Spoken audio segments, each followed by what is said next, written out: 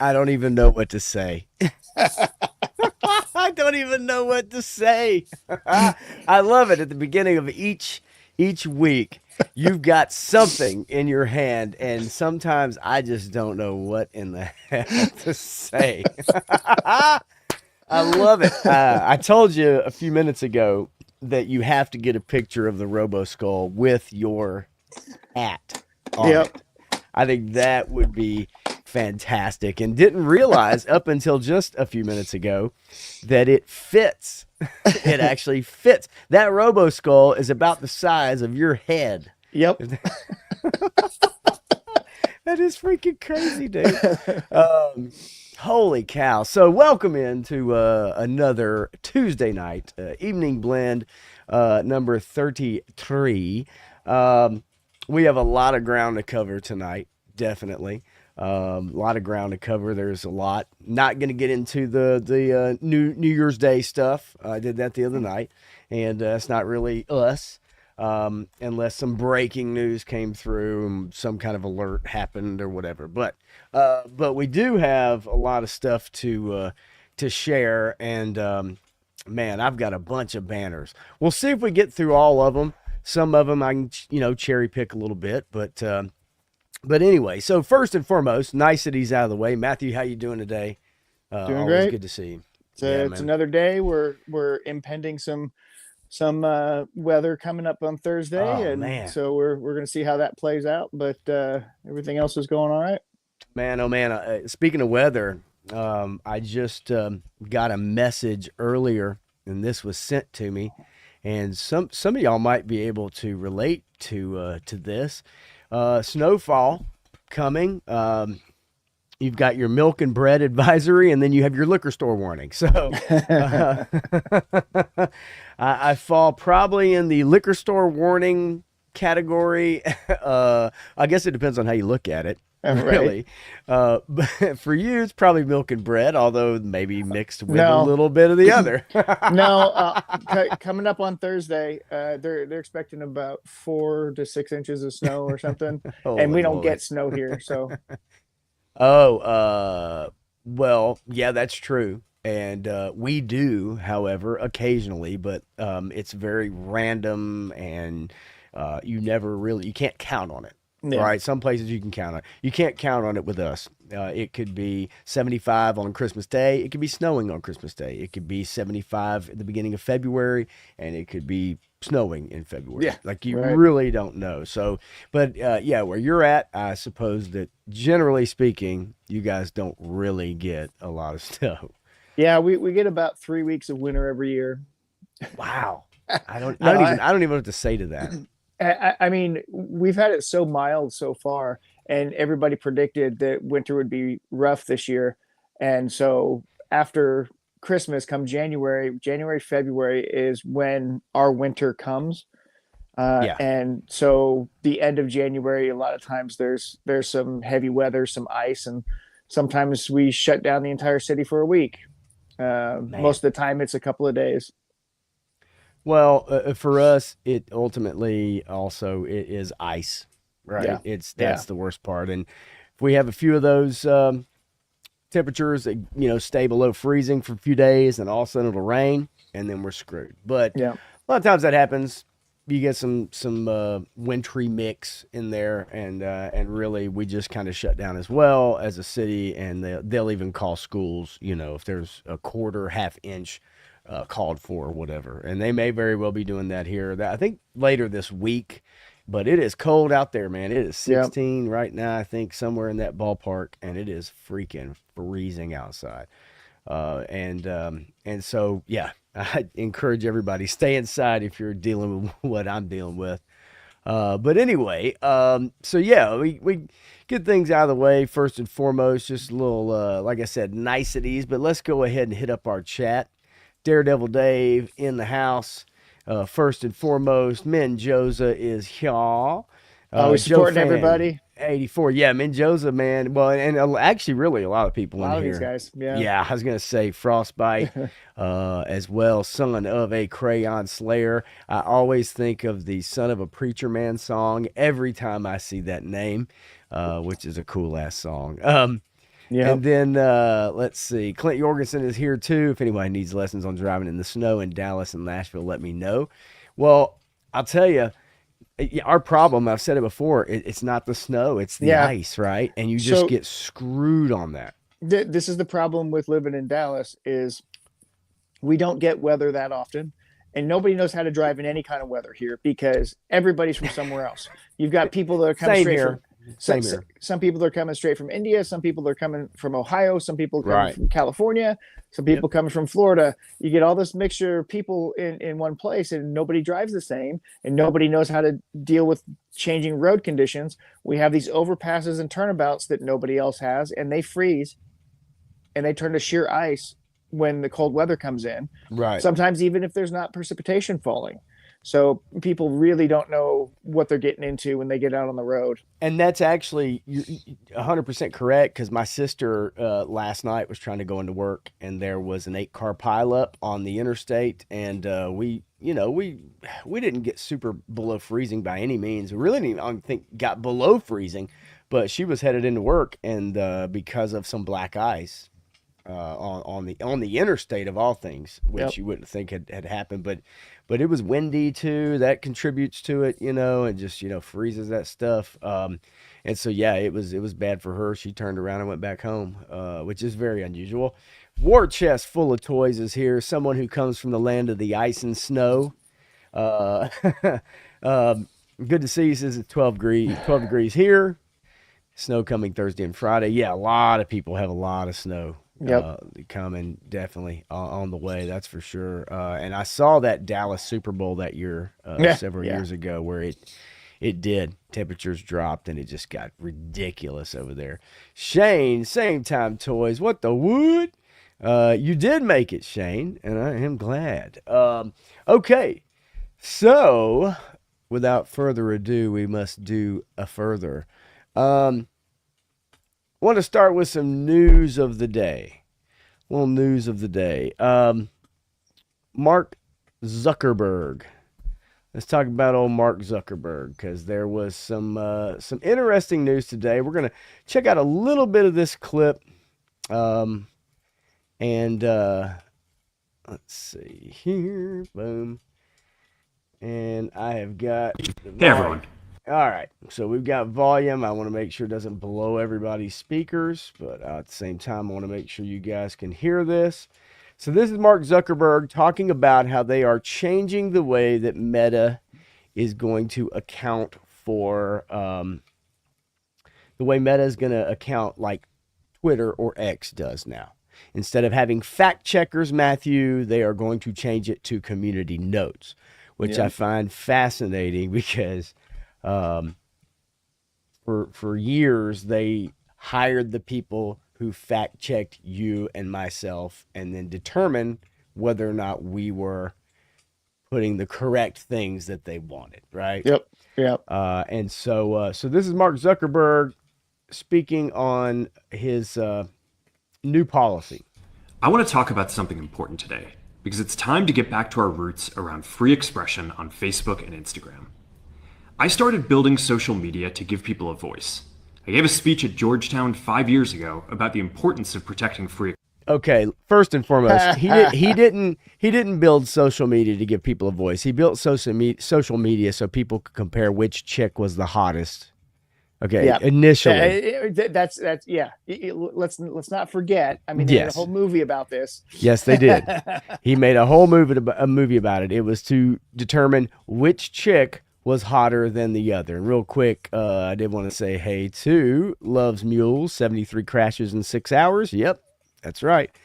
And Punk with Toys dropping in. What's up, buddy? Let's continue. And Expression. And I still yeah, the- believe this. Oh, sorry, go ahead. Yeah, the guy that is wanting free expression and free speech is the one that was censoring everybody for the last 4 years. Right. So Maybe more than that. So he still believes this today, that he created social media for people to be connected. But a lot has happened over the last several years. You There's don't been say. widespread debate about potential harms from online content. Governments and legacy media have pushed to censor more and more. A lot of this is clearly political. Like you. But there's also a lot of legit. So we're gonna have to stop this every like 10 Yeah, seconds yeah, because because he keeps stepping in it because he keeps saying legacy media. Well, you're lumped in that group there now, pal. yeah, You were doing the censoring. yes. It so if you haven't heard, just for those of you out of the know, maybe just recently, he and Elon now have kind of connected in such a way because of the recent election, and this is an instance where it used to be the other way around. And those who were maybe on one side bent the knee and said, okay, I've got to work with these people because this is what I have to do now. Yeah. Now it's the other way around. And now we're seeing someone who is very headstrong in their beliefs. The tables are flipped. And now Zuckerberg is meeting with Elon and gathering some of the things that he has done. And you're going to see that here momentarily. Yeah. We'll continue with it. Legitimately bad stuff out there. Drugs, terrorism, child exploitation. These are things that we take very seriously, and I want to make sure that we handle responsibly. So we built a lot of complex systems to moderate content. But the problem with complex systems is they make mistakes. Even if they accidentally censor just 1% of posts, that's millions of people. And we've reached a point where it's just too many mistakes and too much censorship. Okay. Too many mistakes, too much censorship. Just 1%. And there was never the big problem was there was never any recourse. There was never any recourse. Exactly. And just like with YouTube and other platforms right now, there still isn't recourse. Right. Like if you are falsely accused or whatever, there's nothing you can do about it. Well, and bringing that up as far as YouTube, 100%.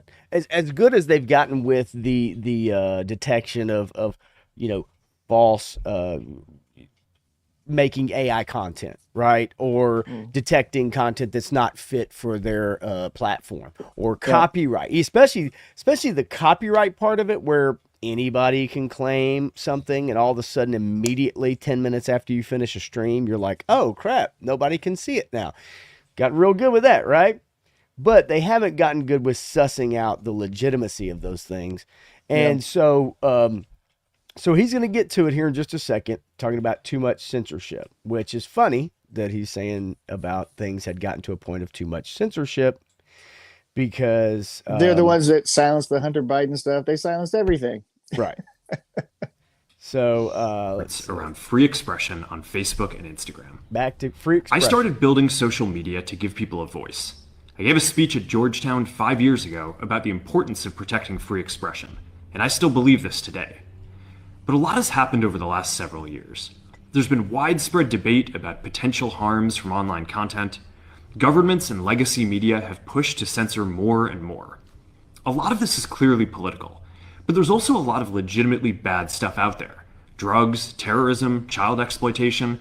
These are things that we take very seriously, and I want to make sure that we handle responsibly. So we built a lot of complex systems to moderate content. But the problem with complex systems is they make mistakes. Even if they accidentally censor just 1% of posts, that's millions of people. Okay. And we've reached a point where it's just too many mistakes and too much censorship. The recent elections also feel like a cultural tipping point towards once again prioritizing speech.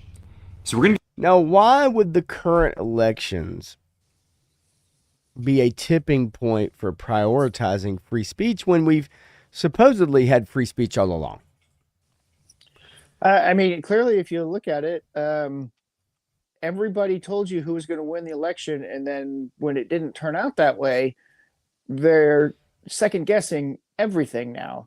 And they realize, well, maybe we were suppressing too much of the populace's voice. It's like, duh, that's what we've been saying for 8 years. so just curious, right? So let's get back to our roots and focus on reducing mistakes, simplifying our policies, and restoring free expression on our platforms. More specifically, here's what we're going to do.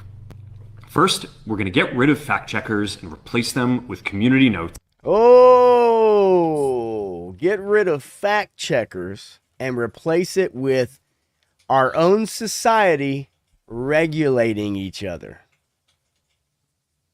I like the sound of that. On the surface, yeah.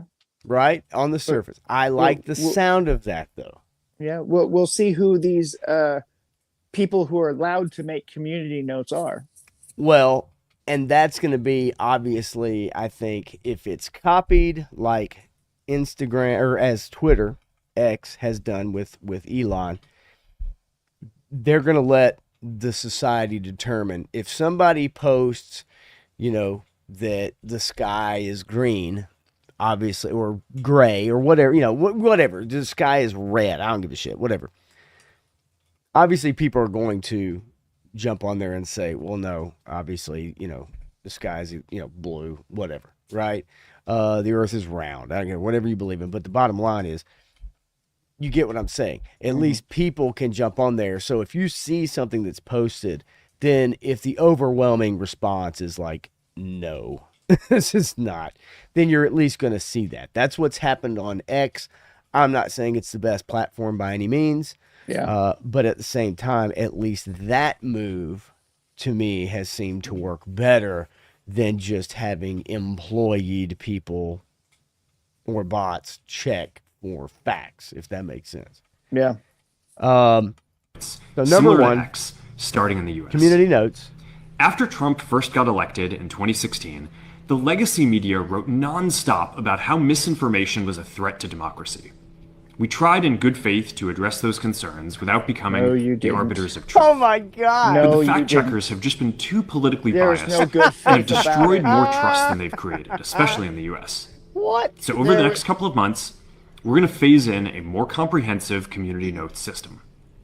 Second, we're going to simplify our content policies and get rid of a bunch of restrictions on topics like immigration and gender that are just out of touch with mainstream discourse. Okay, so just a few months ago, those things were in touch with, right?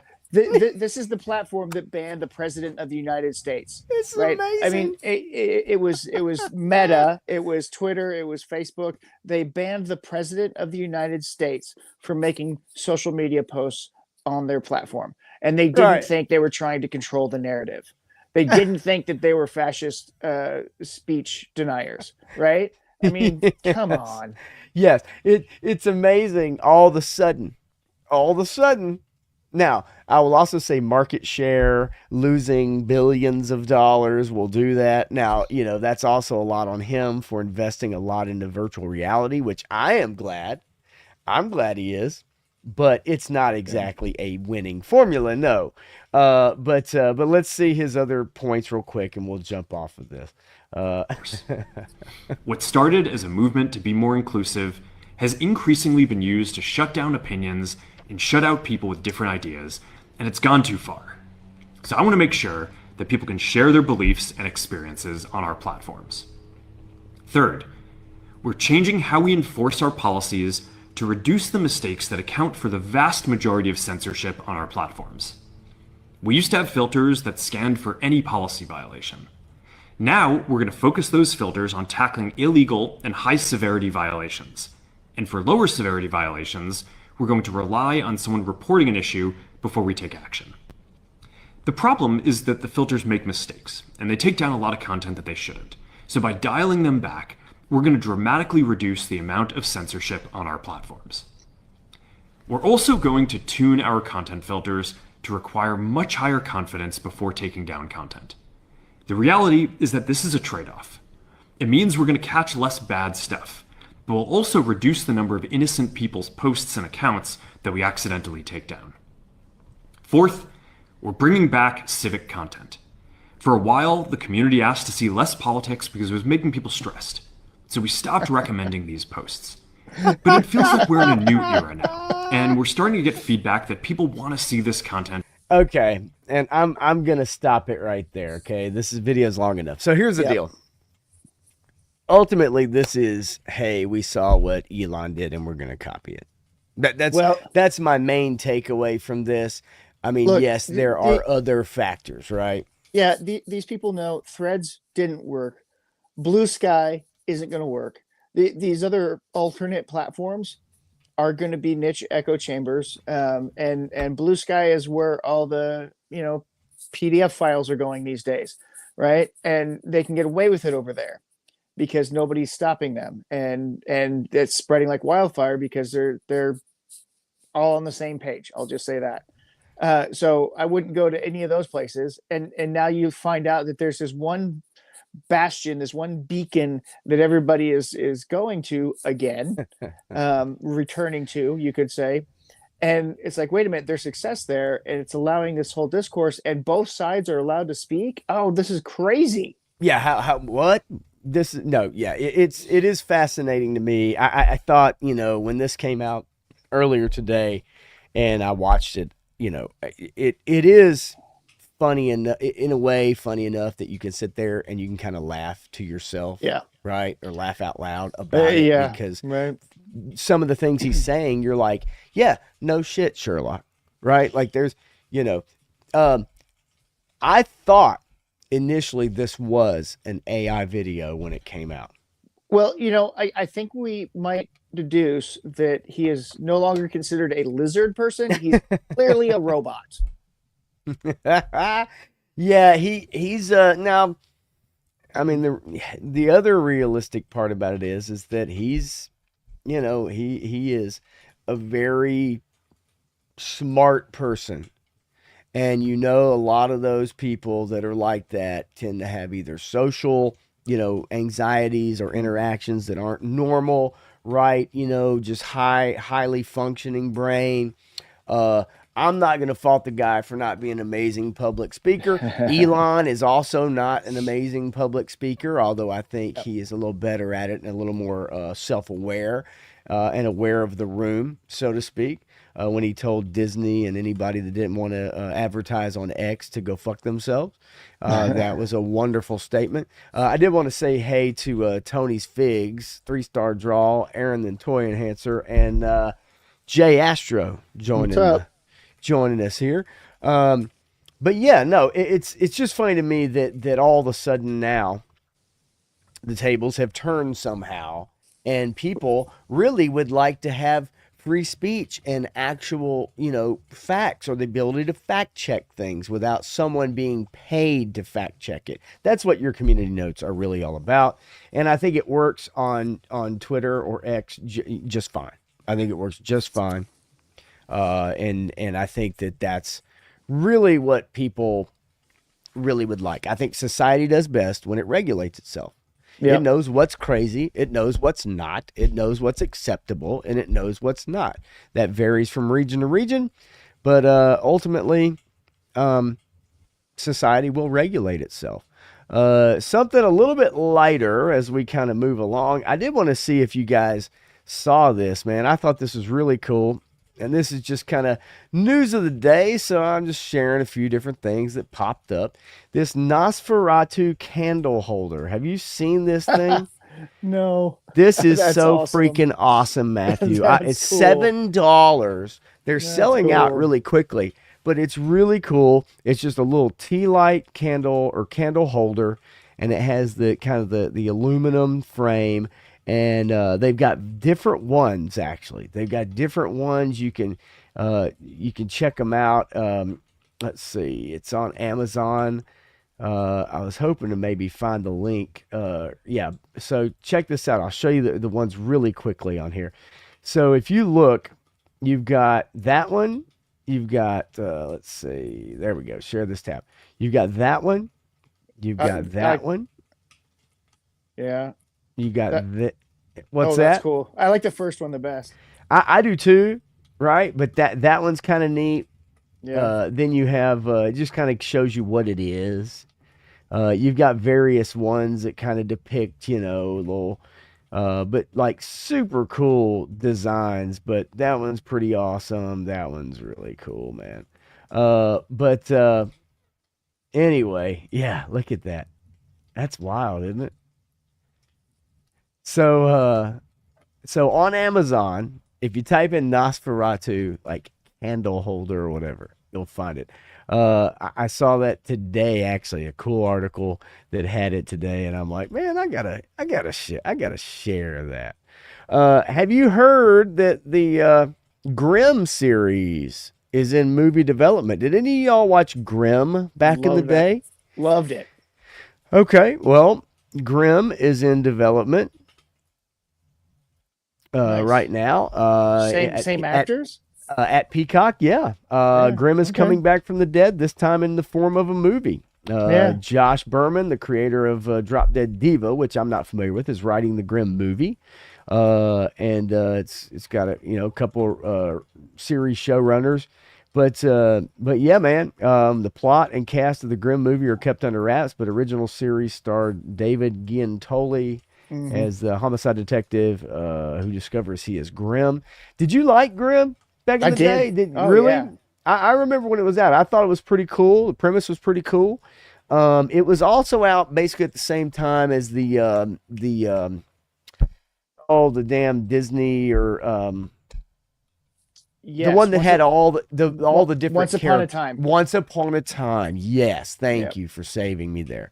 It was on Yep. about the same time as Once Upon a Time, right? And they were relying Yep. heavily on that kind of thing at that time on network television, and it worked pretty well for a few seasons. Yeah. But yeah, I'm shocked because that series ran from 2011 to 2017. It's been years since there was anything to do with that, and it was a series, but they've decided for Peacock they're going to do an all original Grimm movie, and Yeah. I'm really surprised because it has been that long since it was actually a thing, I guess, right? Yeah. Yeah. I Um, mean, it's a really interesting premise. I kind of like it. All the fairy tale stuff and throwing it all in there. I thought it was pretty cool. yeah, no, I mean, I liked it. I didn't watch all several seasons of it. I was, I guess, kind of the first couple seasons I watched it, and then after that, I was kind of out on it. So you've been watching Landman, right? Yeah. Yeah. Did you see in the most recent episode about Jerry Jones's part in Landman? Did you see that? I haven't seen the latest episode, but I saw that he was in it. Holy crap. Okay. You jest. I got to tell you, man, I watched the scene with Jerry Jones, and it sounds the most far-fetched, ridiculous thing that could be out there, and yet he nails it. He absolutely Look. nails a very tender, emotional scene. That shit got me in my feels, dude. I'm not Well, kidding. It's I- amazing. maybe I'm just too cynical, I guess. I'm thinking I hear of it. you. He's told this lie to himself for so long that he actually believes it now, maybe, and then he's gonna just emote that to the rest of the world because Listen, I mean, but do you know what it's about? Like, do you know what the Yeah, scene it's is? about- well, yes. It's him wanting to work with his kids. Mm-hmm. Okay, appreciating his children. Now, Right. It's called nepotism. right. Now, I'm not gonna say that there isn't a part of this that isn't true, Right. right? But Yeah. But no, I understand what everybody's saying, and that's why I come back to this is a lie that he's told himself long enough that he actually believes it, and that's what actors have to do, right? They have to get into character. yeah, it is fascinating though. Like when I watch this, I'm not lying. Like, let's see. This part right here, Yeah. okay? This part right here. I think the audio should come through. Now, I'm not saying I've done anything right, but I made my mind up a long time ago I was going to work with my kids. He looks like I mean, They're involved in everything. They're involved in my leasing. okay, hang on. I want to get to the one scene. Let's see. But the one that got the most out of it was me. He looks like he's about to Hey, cry time ago, there. I was going to work with my kids. He literally looks like he's about to cry. But Yeah. the one that got the most out of it was me. The twitch in his freaking eye. Yeah. Did you see that? Yeah. Yeah. That shit was nuts, dude. Yeah. It's a great scene. If anybody's been watching Landman, and it is goofy to think that Jerry Jones is in this show, but it does have to do with oil. But he basically tells the story of how he came about the oil business and buying the Cowboys. Yep. And man, oh man, like it's a good scene. I'm not saying that he hasn't told this story to himself a million times. No, but I gotta say that like it is a good scene. Now, whether that's Taylor Sheridan's writing and somehow Jerry is able to do this, I've never seen Jerry do anything like this. Yeah. But it was very, very good. I have to say that. It's very good. Sheridan is good at bringing in real people for the situation. Right. So in every one of his shows, he'll actually bring in people that do those things and give them a small part where they tell a story or have them on camera or something like that. So in like you hear some of the rig workers talking about stories and stuff. Those are usually real stories from real rig workers who are out there in West Texas drilling oil. And so to bring in an oil man, you bring in Jerry Jones. Why not? I mean, that's how he made his money. Yeah, I mean, it's just look. I'm not advocating people are a Jerry Jones fan or should be a Jerry Jones fan. But my point being, because I'm a Steelers fan. I hate the Cowboys. All right, let's just face it. That's just the way it is. But I did watch this whole scene, and I thought it was very good for somebody that's critical of acting, critical of stories and stuff like that. I don't find all the Taylor Sheridan stuff that, it's not all good. Right. Some of it is predictable as shit, to me. It's but I get it. I get why people like it. Punk says he bought the Cowboys to be the GM of them. End of story. And yes, I saw the episode. Yeah, absolutely. Now, however, it would be fun to be able to work with your kids, especially if you don't have to worry about where your next meal is coming from. Right. Right. Yep. But I thought it was good. I did. 3-star draw says the part where Tommy shows up and his wife says Jerry's in there. I never would have guessed it was that Jerry. I don't think anybody would have, unless you knew ahead of time. Yeah. That this was that was in there. But I thought it was interesting, and you don't see it that often. Most athlete, other industry people are terrible at cameos. They're bad at cameos. The scenes are always horrible. And yet, I actually thought it was not bad at all. I thought it was pretty good. So real quickly, let's see here. There it is. Matt Reeves talked about the Batman sequel. Yep. And he's playing nice right now. He's playing nice. The problem is that if they actually get this Batman sequel, and I'm going to play a little bit of this right here, it's going to be years from now, and is anybody going to give a shit? Well, and so that's exactly what they want, because they have the inconvenience of having this successful Penguin show, because the Penguin show is supposed to be this quick little thing shoved under the rug. You move on. Everybody moves on.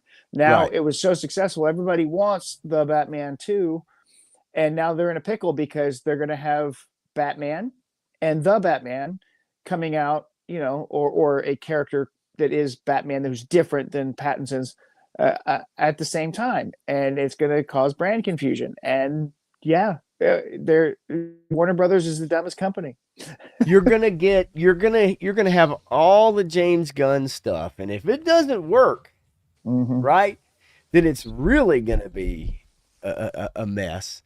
And you're right. It goes back to what we've talked about before, is this Superman movie has to be a grand slam. It has to knock it out of the park. It has to make all the money, because if it is a 7 out of 10 or even an 8 out of 10, it's not going to be enough. It needs to be an 8.9, 9 or above out of 10 to make it, to allow this stuff to succeed. Because if it doesn't, it's all going to come crumbling down. Yeah, it's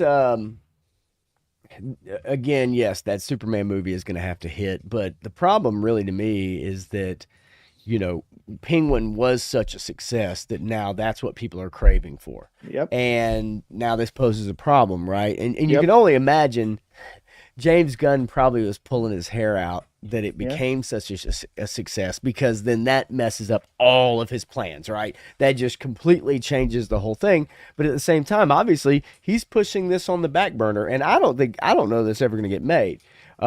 This right here, as far as talking to Matt Reeves, is quite interesting. And then it'd be exciting to see where we'll go from there. And last thing for you, I spoke to James Gunn recently, and I asked him, obviously he talked about, letting you do your Reeves verse on his own. And I did ask him, have you contemplated recently integrating Rob into the DCU? And he said, they've talked about it, because you talk about everything. Sure, yeah. What's your attitude about that at this point? I mean, it really comes down to whether or not it makes sense. And, I think what's been great is it was really a kind of a story that I wanted to tell, we're calling the epic crime saga and all of that, which is the thrust of what we wanted to do. And it's been important to me to be able to play that out. Yeah. And, James and Peter have been really, really great about that, and they're letting us do that. And, what the future brings, I can't really tell you. I have no idea right now, except that tells me that this movie's not getting made. Happen. Yeah.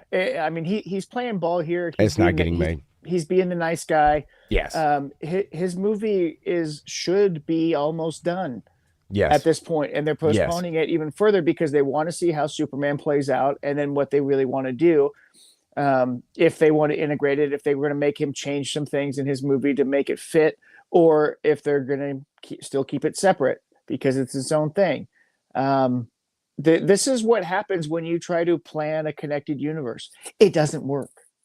You have to build it up from the base, and if it happens, it happens. If it doesn't, it doesn't. When you try to force it, you get the universal one, the dark universe or whatever. You get this. It's just going to fall flat on its face again and again and again. And Warner Brothers just keep making the same mistakes. Look, I liked the Matt Reeves Batman. Was in the $700 million ballpark, somewhere in there between $700 and $800 million. Yeah. I liked it fine. If it stayed to, let's say you got a sequel, stayed to a relatively low budget, I would be okay with that. Because you can do a lot. You don't have to have a $500 million budget to make a good movie, right? And so I think if they were able to parlay the success of The Penguin into speeding up, which as a company, like you said, with Warner Brothers would be the right idea, right? You would speed up, you say, hey, let's get this on the burner first. But James Gunn, all that's coming first. And I really believe at this point, Matt Reeves in that answer is like, hey, you know what? I really don't know what's happening, and chances are nothing's happening. If they were smart, if they had a brain on them at all, they would take Matt Reeves's world and wrap it into the TV series. Yeah, just because you could do Batman does better in episodic television, right? And that way you can have the movies be one universe and the TV be another one, right? Do you think James Gunn can do that though? No, he can't, because he wants total control, and he doesn't have the vision or the talent to separate things, to let people tell a good story that's not him, right? That he's not in control of. And he doesn't know how to tell a good heroic story. He knows how to tell a sardonic comedic ensemble piece. He's been promoted. He has been promoted from just the director, right, to the czar of the DC universe, right? And he's able to craft it and everything. It's almost like when a football coach comes in, or an owner takes over, or a company is sold. What do?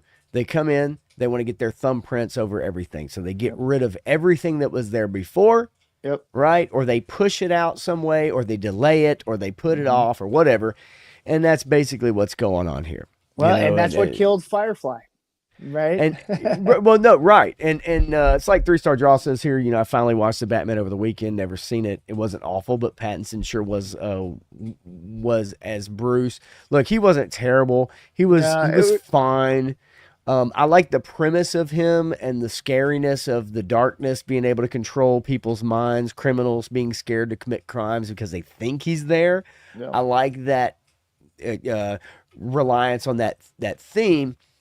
But no, I'm not sold on him as Batman, but it's a young Batman also. Yeah, it's not the, experienced Bruce Wayne and the Playboy Bruce Wayne. It's the beginnings of all that, right? Yeah, I mean, I think 70% of that movie was good. 30% of it was trash. And So, the third act was yeah, bad. terrible. Yeah, it was pretty bad. And had they have just left that out and just kind of ended it, I think it would have been fine. But the third act, I think, also kind of turned some people off. It Yep. got schlocky there at the end. And Joe's, I thought this is why they pushed the Batman sequel. So if Gunn is successful, they will drop the Reeves stuff. No, well, that's the problem, right? Because the Penguin character from the Reeves world is such a popular show Yeah. that they're in a pickle as far as how do we continue with this. Yep. Right. And so that's tough, right? It's tough. And then Jay Astor, I thought Pattinson was fine as Batman, but the writing didn't really sell me on the Bruce part. I love the movie though. Yeah, I thought the movie was fine. I didn't buy him as Batman, but anyway, so that's Matt Reeves basically giving us an idea that, this is probably not going to happen. And he's also playing nice, right? He's not going to he's not going to burn any bridges. Matt nice. Reeves is no Rachel Zeller, right? Yes. He wants to continue to work in this industry. Absolutely. And then last but not least, for most of you in our age bracket, Star Wars actor Jake Lloyd breaks the silence on mental health struggle.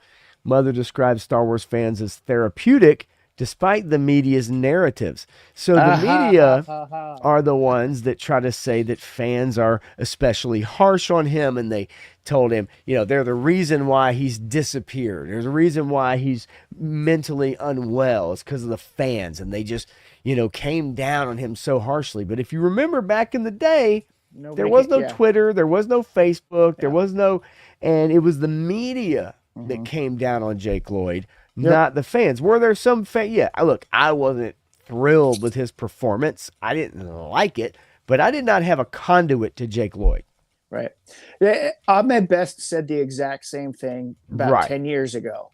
He's like, no, the fans are great. The fans are wonderful. I love going to conventions. I love meeting all the fans because they love me and they like seeing me and whatever. It was the media that roasted him. Yes, he did. It was the media that created the racist backlash against him. And if you look deep enough into it, it's the same thing with happened with Kelly Marie Tran and several other people, even in modern times. It was the media that did it. It was not the fan base. And this is says he's been released after an 18-month stint in a mental health facility. He had a psychotic break. It said now in a rehab facility. He shared an inspiring update on his mental health journey. It says despite the ongoing media narrative that toxic Star Wars fans caused Lloyd's problems, his mother actually praised and thanked the fans, saying their interactions with her son have been therapeutic. Yeah. And he's 35 years old now. If you want anything to make you feel old, right? Jake Lloyd, young Anakin, is 35 now. Yep. And he had, schizophrenia, which, look, I don't think any amount of fame or fan anger is going to change that. Right. That is a condition that someone has regardless of how famous or not famous or how loved or not loved they are.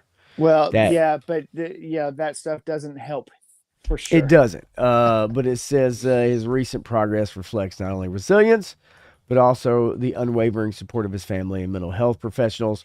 But it's something that the reason I want to bring it up is because we hear over and over, just like Ahmed Best, just like Kelly Marie Tran, just like Daisy Ridley, it's the toxic fans. It's the toxic fans. And so often it's the dozens and dozens of articles every day when you click on your phone that bring that shit up when people have long stopped talking about it. Yep. Right? And if you're a celebrity, if you're somebody and you just look your name up, you're not interacting with regular people. You're hearing from the media about this. They're the ones crafting these stories, right? And hopefully, Jake Lloyd, I mean, dude, it's been for him, and I've kept up with it for years. It's been a long, long road for that dude. and hopefully it turns out good. It's obvious his mother has been very instrumental in trying to help him and keep him moving right on whatever path that may be. What does Ben Joseph say here? Did anybody see that video with John Boyega? Saw a fan's custom action figure as Jedi Master Finn and realized that the fandom was never the problem.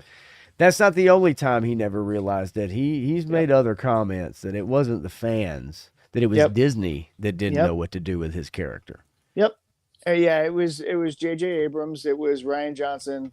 They set it up. J.J. set it up, and Ryan's like, "What do I do with this? Let's regress him." And they didn't know what to do after that. And you minimize him on all foreign posters, right? So they shrunk him down. No, that is Disney. That's Disney's issue right there. They had a bona fide star from the first movie.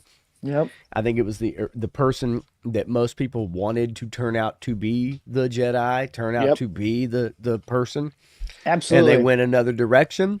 That could have been such an interesting story. Oh, absolutely. I mean, imagine oh that. My God. You're a stormtrooper, and then all of a sudden you have a crisis of heart and you realize there's something else pulling you. And then there's this force thing going on. It's like, oh, wow.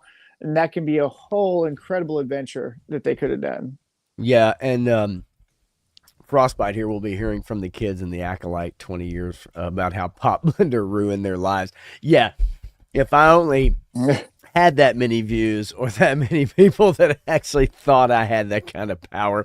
Yeah. Funny enough, though, that is pretty good, Frosty. Yeah, man. And then I agree with this, too.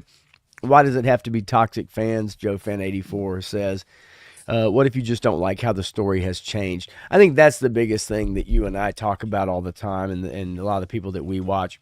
It's just, it's not toxic fandom. It's just you may not like the direction something has gone.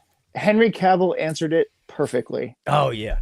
There is no toxic fandom. There are only fans. Fans have the right to have their opinion based on their experiences and their appreciation for the material. If they don't like something, okay, well, you can address that, right? Why don't they like that? Can you do better? Can you change it? Whatever. You can address the situation as it arises. It's not toxicity. It's just fandom. And if you have ever been around fandom, if you have been in nerd culture for any length of time, you know this from the beginning. In the 80s and 90s, it was all about gatekeeping. It was all about questioning.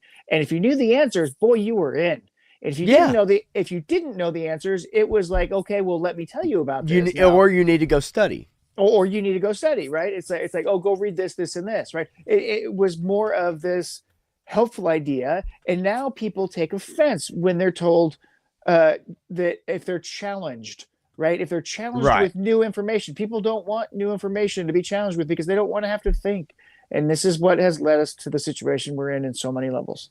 Yeah, no, I agree. I mean, it used to be you would go in and have those discussions, whether it's at your local comic shop, whether it's with your friends in school or whatever, on the bus, whatever. But if you didn't know something, you'd go and research or do your homework. Maybe somebody did tell you about it. But the toxic part is a new term in the last 15, 20 years that has come out of the fact that nerds used to not be cool, and it wasn't cool to be a nerd. And then all of a sudden you had the cool kids determined that what you used to like, that they used to make fun of you, was then cool. But then also now, evidently those regular kids are the meatheads, right? And it's usually the meatheads are the ones that tend to be too dumb to understand things, right? If it was still looked at upon as just nerds, and the nerds knew their shit, I don't think we'd still have this thing. But the where it's come together in a way, now all the stuff is grouped together. If that makes any sense. I mean, to me, Henry Cavill had it right. Matt Joseph says, a reformed stormtrooper called by the Force. What could have been? Yeah, no, it could have been a super cool freaking storyline. Yeah, man. I agree. So Want to say hey to Dreadnought K6 too, What's dropping up? in here. What's up? What's up? Said I was diagnosed with something like that. That was not usually something I tell people, but he is on that 420 right now. So look, sometimes that 420 gets you to tell everybody all kinds of stuff. uh, and real quick, I did want to just tell everybody out there, hello.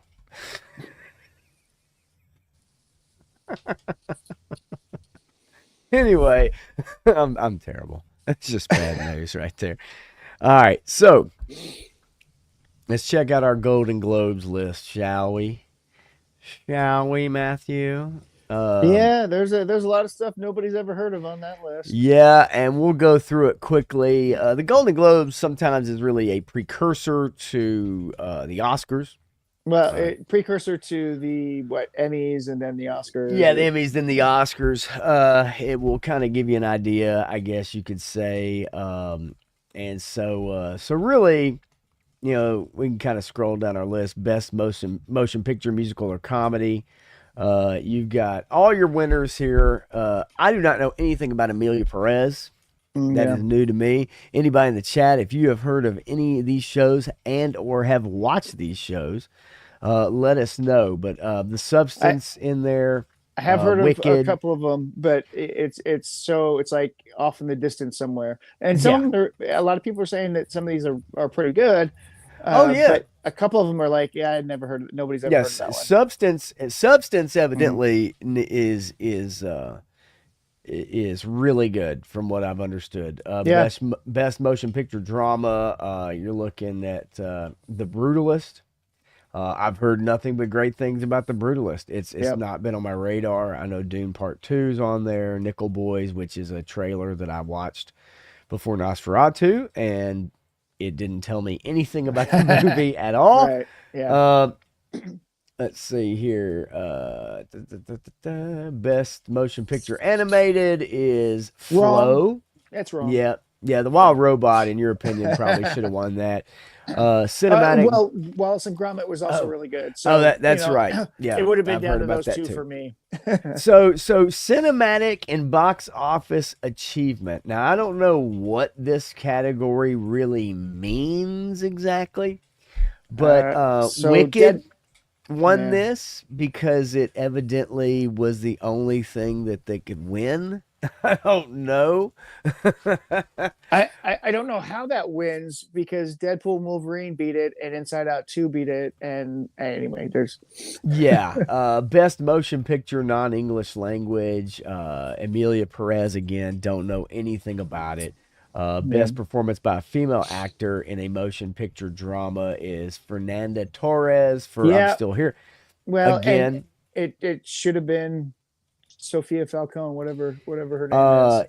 Yeah, but she was not actually nominated. But again, that's so it's not in that category. They're for the TV show category or whatever she was. Yeah. Best performance by male actor, motion picture drama. So this is movie. Adrian Brody, The Brutalist. Again, I've heard a lot. Adrian Brody's a great actor.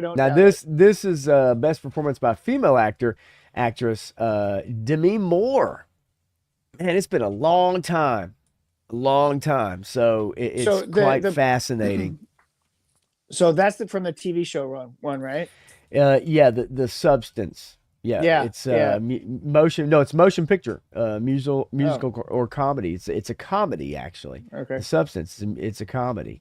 Best performance male in a motion picture, musical or comedy. Sebastian Stan, who was also in The Apprentice, right? Wasn't he in The Apprentice this year as well? Yep. And also, what was the movie years ago Sebastian Stan played a part in? Oh my gosh. That's a little too vague.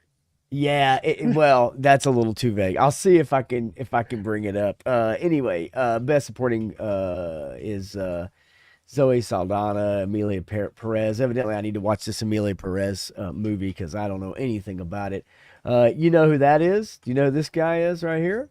Best performance male actor in a supporting role. Oh yeah, well that's Kieran Culkin. Uh, Kieran Culkin. Oh, yeah. Best Director Motion Picture, Brady Corbett. Have never heard of Brady Corbett. I have. Have you? I have Yeah. not. Best Screenplay. Peter Strawn, Conclave. Original Score, Trent Reznor for and Atticus Ross. Okay. Well, and then he's doing the new Tron soundtrack too. Yes, So he is. Yep. And let's see. So best TV series, drama, there we go. Shogun. Shogun won best TV series. Shogun was great. Best TV series, musical or comedy went to Hacks, which I am not familiar with. Yeah. Hacks. I'm not familiar with Hacks at all, actually. That is news to me. And then you've got Best TV Limited Series, Anthology Series, or Motion Picture Made for TV. Boy, that's a mouthful. Baby Reindeer. Have you seen Baby Reindeer by chance? Nope. I don't even know what the hell Baby Reindeer is. I'm afraid to ask. I'm afraid to ask too. Oh my God. Oh, you know what it was? Sebastian Stan was in. He played Tommy Lee in the Pam and okay. Tommy story. Do you Yeah, remember okay. that? Yeah. Holy crap. Best performance by a female actor in a television series goes to Anna Sawai, Which they stole it Shogun. from. Well, she did a good job too, but I still think that the Penguin lady should have won that. Best performance male actor drama is Hirogi Dada. Shogun. Don't cancel me. Best performance female actor. This is a blast from the past. Jean Smart. You remember Designing Women? Oh yeah. Jean Smart? Yeah. Yeah. I know you do, Matthew. You got a Wow. chubby back in the day. All right, best performance by a male actor in a television series, musical or comedy. Jeremy Allen White, The Bear. I do not know The Bear. Is news to me. Jodie Foster won for True Detective Night Country. Are you shitting me? Best performance by a female actor in a limited. Oh Jesus, that was awful. Yeah. That was awful. Kristen Milotti, right there. That's your girlfriend. That's your girl. That's your girl. Yeah. And of course, Colin Farrell won for best male actor in a limited series. The Penguin, as he should. Yep. Beyond that, man, here's the deal. I mean, Shogun cleaned up, right? Yeah. Stan, and honestly, as it should have. I mean, it was a great show. yeah, Shogun, cleaned up. Punk says The Bear is great. And I've heard about it. I've heard actually that The Bear actually is really good. And that's kind of part of the problem. There's so much to have to try to watch out there that it gets really freaking difficult, man. Yeah. Like to try to keep up. And of course, you have the shows that you're interested in. I have the stuff that I'm interested in, and both at the same time. And it is difficult to try to watch everything. That's why if I could just get paid to stay home and do nothing but watch shows and play video games all day and then report to you guys if those are good or not, that would be my dream life. Not to have to travel to work. That would be my dream life. I would love to make that happen, actually. Wraith Mace is in the house. What's going on, Wraith? Good to see you. So there was a new host, Nikki Glazer. Some of you might know who Nikki Glazer is. And she was the host for the Golden Globes, and she absolutely crushed it. And I wanted to bring up some of her jokes. Mm. All right? Some of her jokes. All right? Some of her meanest jokes. I'm going to go through these quickly. Some of her meanest jokes from the opening monologue. Man, these are freaking good. Oh boy. Let's see here. How about, and I'll even share this with you guys. Boom, boom, boom. All right. It says, let's see. Some of her meanest jokes were, welcome to the Golden Globes, Ozempic's biggest night. This feels like I finally made it. I'm in a room full of producers at the Beverly Hilton, and this time all of my clothes are on. I finally made it. I'm not here to roast you, and how could I? You're all so famous, so talented, so powerful. I mean, you could really do anything except tell the country who to vote for. But it's okay. You'll get them next time. Wicked, queer, night bitch. Those are not just words Ben Affleck yells after he orgasms. Those are some of the incredible movies nominated here tonight. Wow. Yeah. Woo. Let's see. I look out and I see some of the hardest working actors in show business, and by that I mean your servers. I did not know much about Wicked going into this year because I had friends in high school. Everyone loved Wicked. I loved Wicked. My boyfriend loved Wicked. My boyfriend's boyfriend really loved Wicked. The legendary Harrison Ford is here tonight. I was talking to Harrison backstage after he gave me his drink order. I said, would you rather work with Zendaya or Ariana? And he said, Indica.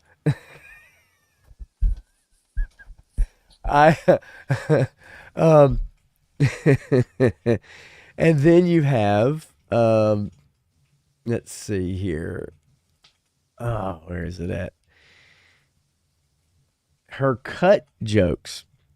She did make a joke about, she said, Glenn Powell is nominated tonight for Hitman. Who would have thought that by the end of the year, you'd only be the second hottest hitman in America? Which was a reference to Luigi Mangione. Right. That's rough. And then one of her cut jokes was, this is the last time all of you will be in the same room together until the Diddy trial.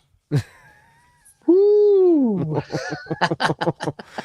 Yes. And yeah, the Diddy joke she had to actually cut down.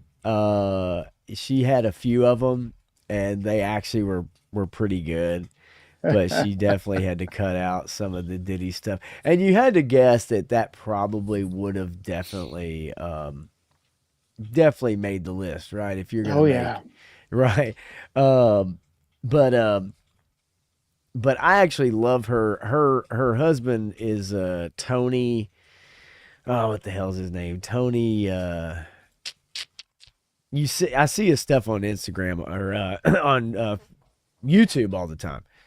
And he is actually a comedian too, and they crush it together, dude. Like they actually crush it. Joe fan. I got back from Walmart, no bread, no milk. Honestly, don't understand why just milk and bread.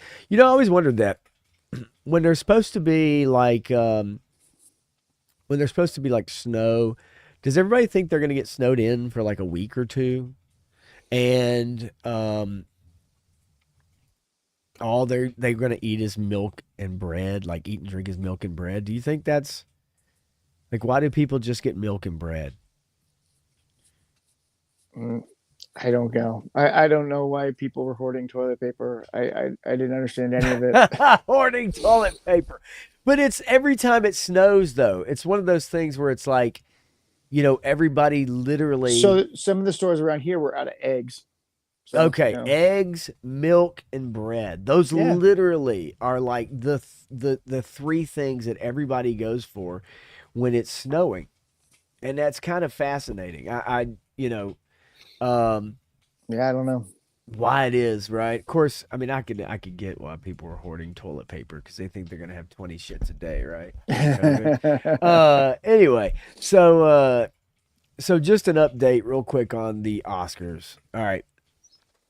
So more than a third of Oscar qualifying films this year are not eligible for Best Picture. Do you know why they're not eligible for Best Picture? Absolutely. So this is the second year that the representation and inclusion standards have been enforced. And it's going to knock out 36% of those. 116 feature films are not eligible for consideration. Yeah, in the Bad best Boys Ride or picture Die category. is out. I mean, come on, man. You You're better taking look Bad out. Boys out. Right. Now, what's funny about it is that a lot of these movies would never be up for best picture, right? Right. And I think it's a little disingenuous. It's because we know that if you're a director and you think you have something that could change your life, if you care about that, right? Yep. Then you're going to go through all of those checklists to make sure that you have a speaking role to a minority, you have a handicapped person in a speaking role, front and center in the camera. But that's a lot of films, though. Regardless, that large of a number, 116 films. Now, again, most of them know. If we went down this list, like, for instance, the American Society of Magical Negroes, probably not going to be an Oscar contender, right? Yeah. Alien Romulus, probably not going to be an Oscar contender. The Apprentice, for most people, they probably would hate if it was an Oscar contender. Right. But the fact that this list is so long, either A, shows you that there's still people out there who don't care. Deadpool and Wolverine, not eligible for Best Picture. Not that it would be. Right. But even Elton John, Never Too Late. How could that not be? Right. It's Elton John. I think one day they're going to repeal this. I really do. I think one day they will actually repeal this. I mean, the Oscars has to go back to being fun and entertaining. I mean, it doesn't have to, because it just needs to die, because self-congratulatory award ceremonies are just that, right? So, I mean, just scrolling through this list, yes, like there's a ton of these movies I have not heard of. There's several that I have heard of. And most of them, again, I would not say, are they, Oscar contenders? Am I racist? I saw that this past summer. It is funny. I recommend people should see it. But I think that ultimately they're going to have to repeal this, because I do believe over the next few years, there are going to be filmmakers who just say to hell with it. And it's going to be undeniable for those films. It's going to be undeniable to deny someone who's made a film that is truly amazing not the ability to possibly win. I think they're going to repeal this stuff in the next couple of years, and I think it's going to come from just they're going to feel like they really just need to. The reason in putting those rules in place was knee-jerk reaction to 2020. Right. Yep. Right. Absolutely. Because that's really when all of that kind of came down. Right. So let's see here. My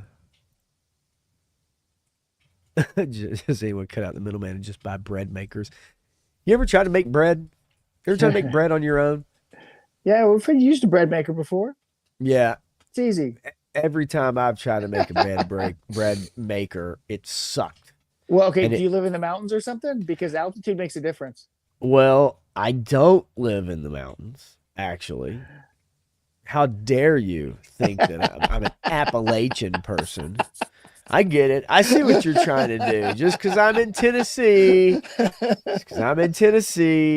That's okay. That's all right. I can take it. I can take it. All right. Let's jump into this. We're gonna knock out two things here. Let's see how many movies we won't get to see ever. That's right. We're gonna knock out two things. January. What's that? They should have learned not to do this by now. I know, right? Because I mean, think about, they've canceled more movies than have actually come out. So it's Star unbelievable. Wars and in Marvel, and so they should know better than to actually do this, because you don't promise it, you don't project it, you don't put it out there. You make one movie at a time, and based on its success, you can say this is what the next one is, and it's already in production. Great, okay, that's awesome. But doing this far out, is you're gonna shoot yourself in the foot again. Now, look, we're in 2025. So if you put this graphic up here, this close, and I say this close because this isn't a 1.5, 2 years away. This is, Wonder Man being at the end of December, okay, I guess. But we're talking about this month. You're talking about Spider-Man freshman year. That's kind of these are not all movies per se. Some of this is Disney Plus. Your Captain America movie comes out on Valentine's Day. Then you've got Daredevil on March the 2nd. And you've got March the 4th, rather. And then May the 2nd, you've got the Thunderbolts. I would say those dates are pretty much set in stone, right? Well, I actually think everything up through July is set in stone. I would think so. Ironheart, nobody cares about. Nobody cares. Look, anything. Nobody cares about Thunderbolts either. I agree. Especially because the Thunderbolts aren't even in it. But whatever. Well, not the real Thunderbolts. Right. Ironheart. Fantastic Four is going to be the summer blockbuster that they're hoping really gets people out. Well, okay, so Superman will save the superhero genre. July 11th. Fantastic Four will be the revitalization of the MCU if it's successful. Now, Eyes of Wakanda is not going to excite anybody. No, I don't think anybody's really interested. Marvel Zombies. The zombie is played out. Not going to excite anybody. Is anybody in the chat excited for Marvel Zombies? Like, seriously. No. I can't imagine. Zombies have been so played out. Every version of zombies that there is possible have been out. Abe Lincoln Zombie Hunter, right? Whatever. They've got them all out there. Let's see here. 3-star says the only things that on there interest me are Fantastic Four and the zombies. Frostbite says, in fact, just keep Thunderbolts and get rid of everything else. And I don't know. So look, Daredevil, the Netflix Daredevil series was so amazing. There's actually a lot of people that are probably interested in Daredevil Born Again. And if they do it right, if they do it right, it could be good because they've got the right cast. They've got some halfway decent people involved with it. But they've already told the Born Again story in season 3. Born Again. Yeah, that's it. Yeah. I love that. Eyes of Wakanda and Ironheart are two different movies. Yes. And they're not necessarily movies. Ironheart's going to be a series. Eyes of Wakanda is also a series as well. Yeah. Zombies is way overdone, Joe fan. And yeah. Todd C's in the house too. So this looks bad. Up? Yeah, I agree. Yeah. There's not a whole lot to excite people here. And no, there's really not. Wonder Man is something that was supposed to be done a decade ago. Yes. No, I agree. And even then, people don't know who it is. And thank you. Yes. Wonder Man is not your standout character. He was one of those quirky niche characters that James Gunn wanted to do with Nathan Fillion, right? Yep. And they even did a poster in the back of one of the movies. I forgot which one, but there's a poster of Nathan Fillion as Wonder Man in the background. Are they moving forward with that? Is this a different story? It's just it really, unfortunately for Marvel, because they killed off their main characters, right? And look, those guys and gals are getting older, okay? I'm sorry. Yeah. They can't play those characters forever. So I know people bitch about it, and they say, oh, Chris Evans and Tony, or Robert Downey Jr., fine. But they're not going to be able to play those characters forever. At some point in time, and naturally as a human being, they're not going to want to play those characters forever, right? They're going to turn in performances that aren't that great. But they have to start introducing C-list, B and C-list characters, and people just don't care. And if you already have proven in the last few years that you can't write good stuff, then you really are at a disadvantage.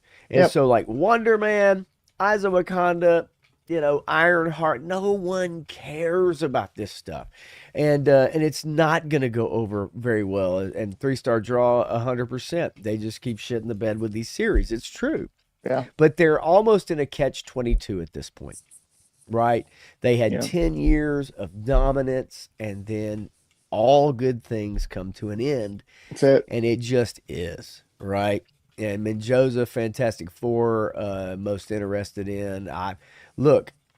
I'm interested, but man, they have messed that up time and time again. Are they going to get it right? The most recent information that I've heard about it too is not going to excite a lot of people. In fact, it may turn a lot of people off when you figure out what the story's about. Pedro Pascal being the. Well, it's not just that. No, I know that. I know that's not what you're talking about. Yeah. Are you talking about Invisible Woman? No, I'm talking about the Council of Reeds. The Fantastic Four is going to be a multiverse story, and they're going to continue down the multiverse thing. So if you don't like the multiverse, then you may be out on Fantastic Four, because it may not be just Pedro Pascal as Reed Richards. There may be a dozen people cast as Reed Richards in the movie. I've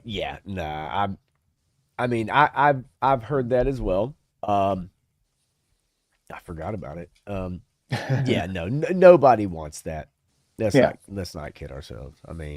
And when did Ironheart make B and C list? That's funny. That's a good joke, Todd. B and C list, definitely not. It's a terrible character with villain motivations, and you make her a hero, you call her a hero, but she's a villain. Yeah, and it's also disingenuous. Like, just propping up Ironheart, and they want to make her a better Tony Stark than Tony Stark. That's ultimately what it's all about. Now, I don't know about this Fantastic Four segue into RDJ Avengers Doctor Doom movie.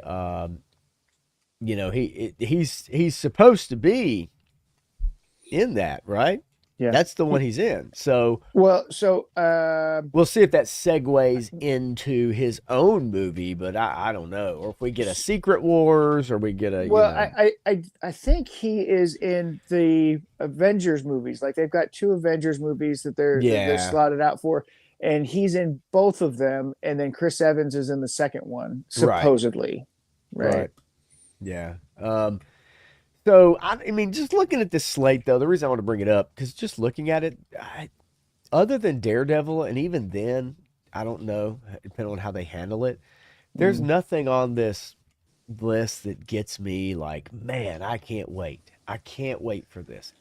Cautiously looking at Fantastic Four. Yeah. Because they've not been able to make a good one yet. Even Roger Corman. That's the best one you got. Roger Corman, the best one. And then, Daredevil. But other than that, man, there's nothing on here that excites me. And then if we quickly look at really the entire slate as far as 2025 is concerned, like your tent pole movies. Yeah. Just looking at your tent pole movies. So I just wanted to bring this up real quick. Yeah, go right ahead. I'm pretty sure RDJ is cast to be in 2 Avengers movies. I don't know that he's cast to be in the Fantastic Four movie, because the Fantastic Four movie isn't necessarily going to be about Doctor Doom, I don't think. Yeah, you're right. And it's a throwback to the 60s too, right? Right. And so he may come in at the end of that. He may have a cameo or post-credit scene or something, but I think it's supposed to lead into this Doom thing that they're talking about with the Avengers. You're right. It is the Avengers movies. And but I want to look at this real quick as we just kind of run down January through December, and these are kind of your tentpole movies. We went through a little bit of a on New Year's Eve, we kind of went through a little bit of it, but Wolfman, if we look at just January later this month, Wolfman, and then you've got February is Love Hurts, Captain America, obviously, Love Hurts, not sure about that one. Snow White, March 21st, which is going to be an absolute disaster. Alto Nights Minecraft movie, also going to be a disaster from the looks of it, just looking at the trailers. What's up, Legend Series? So bad. Mickey 17, very interesting movie with Robert Pattinson as a clone. Looks kind of interesting. That one may actually be pretty interesting. Yeah, I want to see it. I want to judge it for myself. Yeah. So I definitely want to see it. And then you got Until Dawn, which is a video game that they're making into a feature film. I'm curious to see about that, because that is a multi-choice video game where you control basically, or you somewhat control the actions and what happens to the different characters. It's a horror game. Thunderbolts, obviously. You've got Final Destination, a new Final Destination, Lilo and Stitch. The live action. Yeah, live action. And then also May 23rd, you've got Mission Impossible, Karate Kid, 30th of May, Ballerina, June 6th. And then Elio, How to Train Your Dragon, live action, and 28 Years Later, and now Brad got Pitt the best in trailer. F1. 28 years later. The month of June kind of has a lot going on there with Ballerina, Elio, How to Train Your Dragon, live action, 28 Years Later, F1, Megan 2.0, which could be obviously a big hit.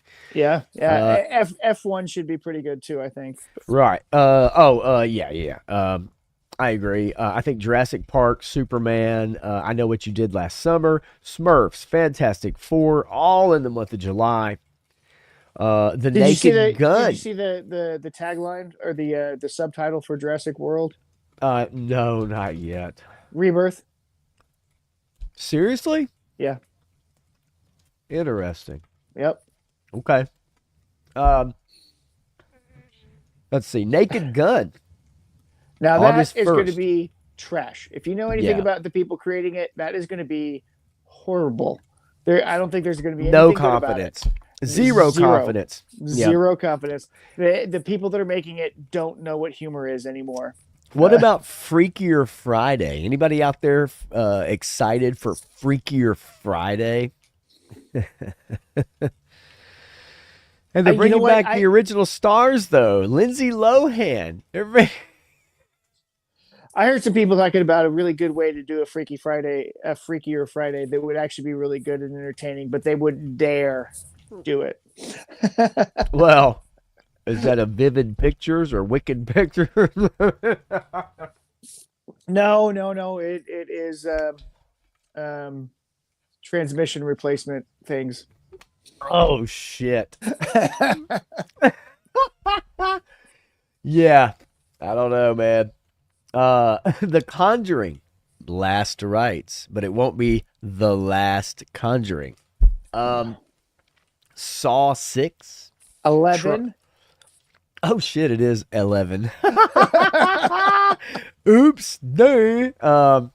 11, yes. You mean Saw XI? Tron Ares. Hey, you know what? Interesting. I like Tron. I like Tron Legacy. I like Tron Uprising. I want to see more about it before I make a decision on it. But I'm curious. I want to see what they're going to do with it. Now here's 3 stars. Trent Reznor's making the movie or making the music.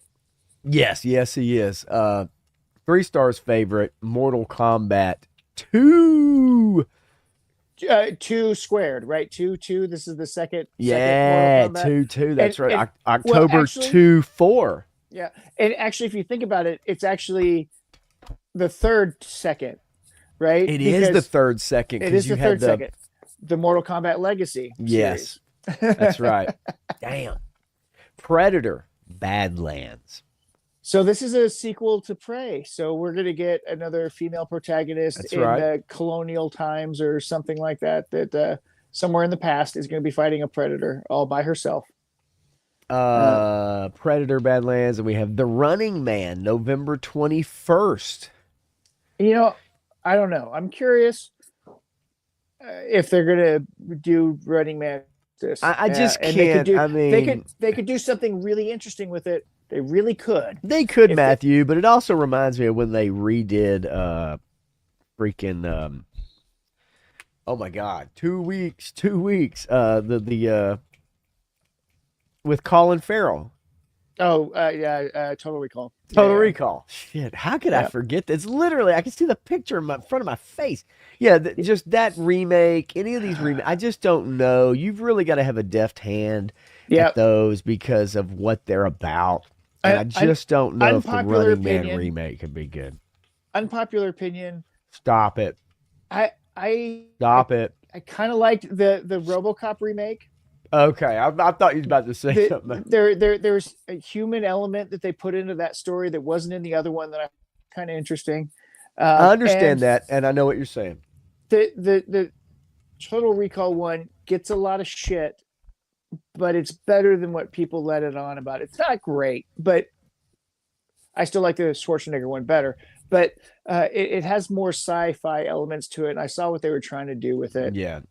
But you didn't get to see Sharon Stone's booty. No, you didn't get to see Sharon. So that counts for something, folks. And yeah, 3-star. I had some of them freakier Fridays in my 20s too, actually. Well, you know what? Some people may have it too when they go see Zootopia 2, the furry convention. Oh, don't get me started. Oh no. And what are they? I mean, Joseph says, what are they going to do with poor old Frank Drebin? Yeah, unfortunately, Frank Drebin is nowhere near. I mean, obviously, they'll have a new Frank Drebin. I don't know, man. That's interesting. Talking about the Naked Gun. Yeah. You know, I don't know. Who are you going to cast as Frank Drebin? Who today could pull off a Frank Drebin? I cannot think of anyone who has that kind of sense of humor that could pull that off. The closest, right? Maybe Will Ferrell. Yeah, who's going to play OJ? Right? I mean, who's going to play OJ? I don't know. Yeah, hell, we're halfway to Running Man being set in modern times. 3-star. I agree with that in a way. We're there. Like I said, they could make that one very interesting. Right. And then, you've got Avatar on there. Of course, that one's going to make tons of money and everybody's going to forget about it because can anybody tell me what happened in any of the Avatar movies? No. Right. And then Jay Astro says the RoboCop remake was actually kind of good. He's with Matthew. I like seeing Ed 209s marching through Iran. That's pretty wild. Yeah. Legend Series says it's supposed to be Frank Drebin's son. Okay. All right. Interesting. Quite interesting. Goonies for the 40th anniversaries will be in theaters later this month. I would definitely say go see that in theaters. But as we round out the end of the year, you've got Wicked, the second part of this movie, part 2, coming in November of this year. Zootopia 2, Five Nights at Freddy's 2, which I didn't even see Five Nights at Freddy's 1. And then we have Avatar, the Fire something or other, whatever the hell. I can't even see it. I guess Ass on Fire. I don't know. Yeah.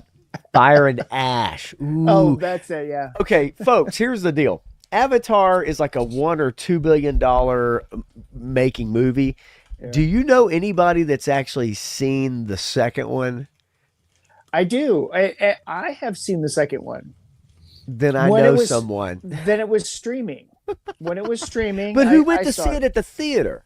Do you know anybody that saw it at the theater? You do? I do. Yeah. I don't. I don't know a single person. How that movie made the amount of movie that it did, I don't know. It's fascinating because all accounts it's just not good. Yeah, I don't get the Avatar thing. I never have gotten the Avatar thing. Dances with Smurfs and Fern Gully was, there are better movies to go see. That have the same in Fern Gully, right? That have the same themes. Right. If you've never seen Fern Gully, you need to see Fern Gully. That's an animated cartoon. It's really I'm good. with you. But people, I understand the first one. The first one was spectacle. It was 3D and it was a gimmick, right? And everybody went to see it for a gimmick. And it had Sigourney Weaver in it, and it had whatever. But you get through it, and it's like, what happened? Nothing happened. I mean, this is. Okay, it's Dances with Fern Gully. It was the first Blu-ray that I ever bought on a PlayStation 3. I bought it on Blu-ray because it looks so good on Blu-ray, and it did. And I liked the first one okay, but man, shoot, You want to talk about a non-charismatic leading man in that Yep. role. And Absolutely. I know maybe his role wasn't supposed to call for that, but Sam Worthington was not good. Like, Well, just not good. the CGI didn't help him either, right? Because Right. it gave him more of a flat affect and everything else. But now they're making a third one, and I just he's got some crazy idea, and I just think he's got too much money, and not I enough get that. sense, because this just seems like masturbation. It's self-congratulatory, whatever. It's funny. War Chest's Avatar 2 was shit long and shit, yes, but also he agreed with you on RoboCop. Main issue you had was with the budget, didn't feel like a true movie experience, more like something made for TV. Which, looking at it, thinking back on it now, I could see that in a way, definitely. And then. So for me, the best thing about Avatar is the ride at Animal Kingdom, where you get to ride one of the flying creatures. See, I could see that. That ride is amazing, and it was one of the best pieces of technology that they've developed for ride technology. And you can do 100 people at the same time on the same screen. The way they did it was really cool. But other than that, I don't care about that. Well, So we're gonna get to a couple things kind of quickly here. I did want to hit up this article really quickly and ask you kind of your opinion, Matthew, on what you think about this. So you remember growing up in the 80s, and you remember a lot of cinema had to do with American pride at that time. It's where you got a lot of the movies that we talk about today, like your Rambos, your Commandos, what Americans identified with at that time. And it was kind of like, you felt good. There was a place for those movies. You also had a big bad enemy that you could identify easily. And I thought this article, What Happened to the American Cinematic Universe, we could just talk about, for just a second. But it talks about. I can tell you exactly what happened, and it happens in every form of media, and we can talk about it. But yeah, go ahead. Go ahead. No. Just saying though, where they kind of identified in the 80s, where you had your Cold War, right, your Soviets, your CIA, and you could make movies and premises off of those things, and there was a distinct good and bad, right? And you could identify that. But there also, and we have to admit this, in the 80s, I remember growing up, and there was a very big, pro-American sentiment. People, definitely had plenty of American flag bumper stickers, and there were a lot of phrases, and it was kind of our national brand to put out a lot of these action movies and stuff. And the thing of it is that, right now it says the big studios are struggling in the wake of COVID and the streaming revolution, but America's still a heavyweight at the box office. In 2023, 8 of the top 10 grossing films in the world were American. And so that is talking about, that's power. However, we're in a new place where China actually owns large parts of our movie industry. And a lot of these movies are unable to do what they would do, such as Red Dawn back in 84. Yeah. And I wanted to point out just a quick thing with some of these movies, okay? Because this kind of so the Red Dawn sequel changed the invading bad guy from the PLA to the far less plausible Norks to be more sensitive to one of our world partners. Now, these are new, okay? This is in our new world of cinema. The Top Gun reboot initially removed a Taiwanese flag patch from the back of Maverick's flight jacket. It was restored after an outcry, thankfully. Yeah. It says the Disney's live-action remake of Mulan was filmed in China's Xinjiang region. In the credits, Disney thanked Chinese government agencies that are sanctioned by the United States for human rights abuses in that area. Yep. The CCP demanded changes to Men in Black 3 because it thought a scene about erasing people's memory too closely resembled Chinese censorship. The studio caved. And then in this article, he says, my personal favorite, the 2013 film adaptation of World War Z took creative liberties on the book to avoid mentioning that a fictional zombie outbreak started in China because, of course, it would be outrageous to suggest a pandemic could start in China. So this article really is about how Hollywood has had to pull back on making some of the films that they've wanted to make because of fear of upsetting our sensitive world partners. Okay. And so I just wanted to, get your opinion on that. We used to be able to have heroes, villains, romance, clearly defined villains. It's deeper than the Chinese connection. The Chinese connection has a big part to play in that, because a lot of studios think or believe that they're depending on the foreign market, and China kind of guides the foreign market these days with films and things like that. But the deeper element to this is, like I said before, this goes back to every single art form or every single form of expression that there is. Once it hits deconstruction, it is forever ruined. And once you deconstruct a certain type of movie or certain type of thing, and after the 1980s, going into the 90s started the deconstruction of the 80s jingoistic propaganda films. They started getting away. They started labeling it jingoistic. They started labeling it all these other things, and it wasn't necessarily that per se. It was just a sense of national pride, right? But people are taking that to the nth degree and calling it a bad thing, and it's not a bad thing. It's just a thing.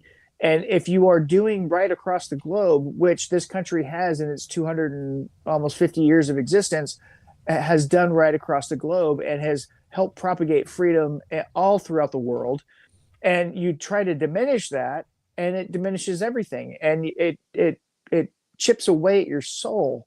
And so deconstructionism is just that. It's breaking it apart, trying to find out what's really going on here, and making up some conclusion that is erroneous and putting that forth as that's the why this happened. And so this deconstruction era of films has been going on for a while, and now they don't know right from wrong. They don't know good from evil in Hollywood. They have no concept of it, because they've been so in the deconstructive era. They don't believe or trust anyone because they're so cynical, because every one of them has been abused sexually, chemically, emotionally, whatever you want to call it. And that's the way Hollywood works. That's its currency. Right. So.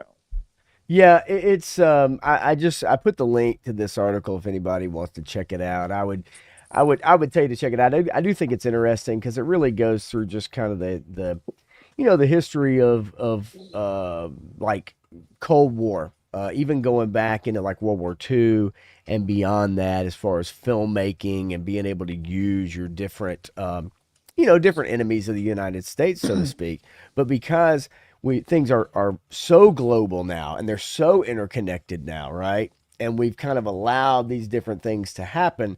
It's that, can you make films like this? And we've seen it, the Top Gun one in particular, but other films where they have to change the region that enemy forces are from, and they just make some shit up, right? They just make something up instead of being like a real area or something like that. And Clint says, anybody going to Toylanta this March? Random question, but yeah. You mean PowerCon? No. Yeah, PowerCon. But yeah, when I saw this article, I thought it was interesting because it made me think back to that era. And sometimes you think, well, that's just an era in filmmaking, right? It was the genre. Action movies were a genre, and they were very popular. They had their time. You had your Iron Eagle with Louis Gossett Jr., right? Many different people in different roles, and they would be taken on. I mean, you could even look at Die Hard, right? And you could look at Hans Gruber, and that was a classic terrorist, organization. It might have been some Germans, or it could have been some, you know what I mean? Like, you can't use that word. You can't use those bad guys anymore. Right. And so because now G.I. Joe is a corporate entity. Cobra's a corporate entity. It's no longer a terrorist organization. I will tell you this. That is one thing about G.I. Joe that does kind of get my goat, is that they've tried to change the wording through the years, right? And they've changed it from whether that's terrorist organization bent on ruling the world, or you have GI Joe, which is now an international. Some people say, well, it's always been that way, and it's like, well, not really. It had a melting pot of America from different cultures, but Action Force was never as big as GI Joe. Right. I love Action Force for everything Right. that it is, but it was never as big as GI Joe. 100%. And so that is one thing for me that kind of gets me as far as when people try to make that comparison. I did see today, just today, this came out about James Mangold's Star Wars movie. It says reveals. Oh, you didn't know about this? I did not actually. This came out one day ago, or at least this article came out one day ago. We've been talking about this for a year or so. Well, Dawn of the Jedi will be all about the feels. Now, I know we've been talking about what are they going to do. It says this Star Wars movie would be taking place 25,000 years before any known Star Wars movies take place. So they're trying to get away from the Skywalker saga. Have you read or do you know Dawn of the Jedi? I have not read Dawn of the Jedi. I know about it. Okay. I know that the whole point was that he's wanting to kind of do the very beginning of the Jedi. How does this start? And so, this going 25 years into the past. What I'm curious about is how will this be handled? Is it going to be handled the way we think a lot of these things are being handled right now, or are they not going to allow those things to go into this? Now, James Mangold can make a good movie. I know he can. But oh, he absolutely. can also make a shit movie, and he can dump on the fans, and he can put them as the blame for everything because he won't reflect on his own behavior to judge why this wasn't a success or whatever. So he can go both ways on this, and I don't trust him per se, right? And I don't trust Lucasfilm to follow the source material, right? And while the source material may not be the best, it at least gives you an outline of how you can present a story and tell this story, because it's actually an interesting story about the formation of the Jedi and how the Sith split off from them, and how the Force was really, began to be understood, right? And then how they developed lightsabers and all that kind of stuff. It could be very interesting. I am very trepidatious about this, especially because of the comments Mangold has made when things didn't go his way, and that's the stuff that we've been talking about for the past year or so, because we knew he was attached to the Star Wars project and was working on it, right? And the way he's been talking about it has some concern, but at the same time, it has potential. So this one's going to be a wait and see for sure. Yeah, but Star Wars is dead, so I don't know. Well, that's the thing, right? Well, here's the other thing. This could get canceled. I mean, we don't even know. I mean, this could get canceled easily, right? Oh, so many things. But I mean, at this point, Kathleen Kennedy has fired more people than they've had films actually get made, in production. It's, but I like James Mangold. It's just that I would be curious to see whether or not he's able to actually pull this off. I don't think this would be a one movie thing. I think it would at least need to be two movies. If you're talking about all the things that you need to hit for it to hit, it would need to be a two kind of movie. And I think also too, it's about giving somebody the freedom to be able to do what they want to do. And I'm not sure that's also going to happen. So let's again throw this into perspective, okay? He's really he's done stuff, but he's really known for four things, right? Logan, right? He was an executive producer on Logan, and that was really good. Ford versus Ferrari, pretty darn good as well. Walk the Line, I enjoyed that quite a bit. Oh, come on. Yeah, that was a great movie. Indiana Jones and the Dial of Destiny. That's the one where he attacked the fans where he was working with Lucasfilm, and he got trapped in that whole world. Right. Right. And if he can pull his head out of his butt to make a quality film again, then we can have something. Right. But if he goes back into this and directs Indiana Jones and the Dial of Destiny again for Star Wars, it's not going to go well. I think he's going to have a big backlash. Yeah, and I think it would be a mistake. I think that ultimately, for this, it's kind of like, hey, are we able to make something original? Are we able to also, get a great script and get something that Well, I mean, you saw what he did with Logan, right? Right. And so he can make quality stuff. Is he going to go to Johnny Cash with Dawn of the Jedi? I don't know. Yeah.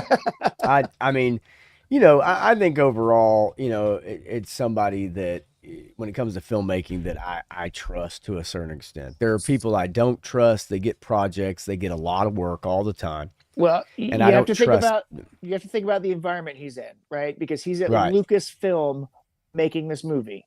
And if Lucasfilm doesn't have a complete overhaul, he's going to be stuck with Pablo Hidalgo and Kathleen Kennedy barking down his throat, telling him he has to do X, Y, and Z. And if he doesn't do X, Y, and Z, he's out. Because Kathleen Kennedy will fire him because she's fired more directors than they've made movies. So, well, and also, I mean, also ultimately, he's got, well, shit. Sorry, I messed you up, huh? Yeah, it's okay. I'm trying to do a couple different things at once too. Dave Filoni. He's got Dave Filoni there as well, and Dave. I don't know how much say Dave has with anything. I think his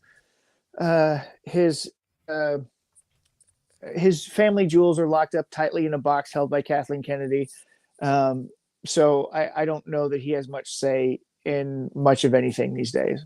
Yeah, I don't know. I think a little bit more than we would think. I think he's in charge of a lot of shows, and I think maybe they're grooming him, and no pun intended. He has been groomed by Kathleen more than he has George at this point. Yes. So quickly, I wanted to get to this story before we react to some funny memes to finish things out, because I've got some pretty funny stuff saved. Disney's latest power grab, this is that Park Place, Hulu and Fubo merger sparks fears of industry domination. So I'm not the biggest fan of streaming. At the same time, I wasn't the biggest fan of cable. So I understand the importance of being able to kind of a la carte your way through stuff or select what you want to select, or the importance of on demand or whatever. However, Disney's relentless march towards streaming dominance continued this week with a major deal to merge Hulu plus Live TV with Fubo TV, forming a combined entity poised to disrupt the market. Says here that the positions Disney at the helm of a new virtual multi-channel video programming distributor, sparking fresh concerns about corporate consolidation and market control. Under the terms of this deal, Disney will claim a controlling 70% stake in the merged company, leaving Fubo's leadership intact but firmly under Disney's influence. Critics argue if this is another step in Disney's ongoing strategy to monopolize the entertainment industry, leveraging its vast resources to outpace competitors.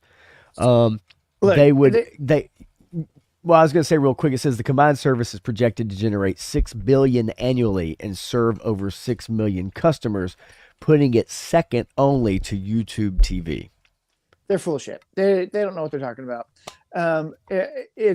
It's not like that. You have so many other options out there, and if you look at it in terms of media control, you only have two companies, right? You've got Disney with Coca-Cola and Warner Brothers with Pepsi. Right. So they control all of the media, all of your food, right? And you have these two choices, right? But it's an illusion because there are other choices out there, right? There's Tubi, right? Tubi is one of the best free services that's out there for streaming. These streaming wars were over before they began, and Amazon and Netflix are the only winners. Disney keeps trying to come up with solutions to make them win, but they're not going to. And I think this is really more. Fold. I think this is more for like their shareholders. You know, when I saw that, yeah, second only to YouTube TV, and I'm thinking, really to me, and I know that Park Place, and I know what they report on, so I know they're not like favorable, recurring favor with Disney. I can tell you that. Right. But at the same time, what is Fubo? Now, I will tell you, at the same time, you have some of these smaller services that provide free streaming with commercials and stuff like that. So a lot of people look at this as Disney trying to take over something that was free and then charge for it. Yep. And I think that's ultimately what I think this is all about. Yep. It says right here, as expected, the announcement sent Fubo TV stock skyrocketing by over 140% in early trading. That's not obviously going to hold. No. But I think that ultimately, the implications for the streaming industry with this merger, Disney extends its reach deeper into live sports and traditional TV audiences. It's a move that could pressure smaller streaming companies to follow suit or face irrelevance, which means some of these smaller companies that provide this free product are going to have to sign up and get taken over by a larger company. Yep. And I think that is true. I think you see it with a lot of things. I think you've seen it with a lot of things where companies that provide something at a cheaper rate than a larger company get swallowed up. There's a corporate takeover. Yep. And this is not unlike that. I think. So, question for you. Yeah. Did you watch Monday Night Raw on Netflix? I don't watch wrestling, but I know it was on Netflix Monday night. Yep. And it's also on USA, right? I am not sure. I think it's. I thought it was exclusive to Netflix. It may very well be. I don't follow wrestling, but it may very well be. I know that it was on USA on cable. Okay. But I do know that, yes, it was on Netflix. I did not watch it. So Legend Series, nope, just Netflix. Yeah, so see, he would know. I was going to say, I was pretty sure it was an exclusive deal with Netflix. From what I heard, every 5 minutes they had to thank Netflix for allowing them the platform to be on there. So Legend says it was great. And so from what I've heard, from the fans of wrestling, they enjoyed it. They liked it. From some other people that pay attention to the storylines, they were like, it was trash. Well, was it, like you said, though, did they, and I mean, even just asking, and I figured there was no buffering. I know that was a joke that was made last night. Yeah, but I was making that joke, but I'm pretty sure that they would have fixed those servers. 100%. I have no doubt about that.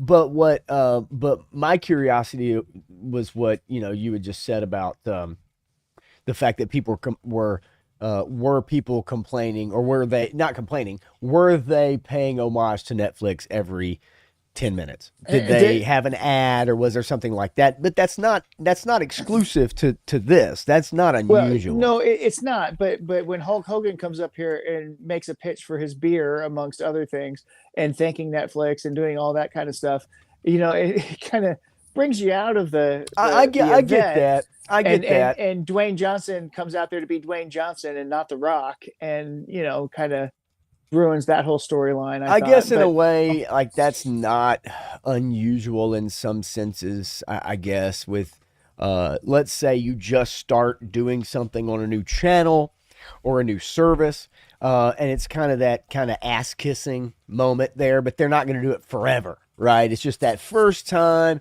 And it's like, hey, we really want to thank Netflix for being our partner, putting us on, being our exclusive partner of the WWE. Well, I get that. I understand It's what happened with the Tyson Paul fight, right? Is Jerry Jones got on there and was talking about NFL and thanking Netflix, and NFL and thanking Netflix, and you have to mention Jerry Jones's stadium with his AT&T Stadium name and all. So every 5 minutes they had to do that for the fight. Right. No, I get that. It happens with these types of things, and it gets annoying because people see that as a problem. It's like, look, get back to the show. That's all we want to see.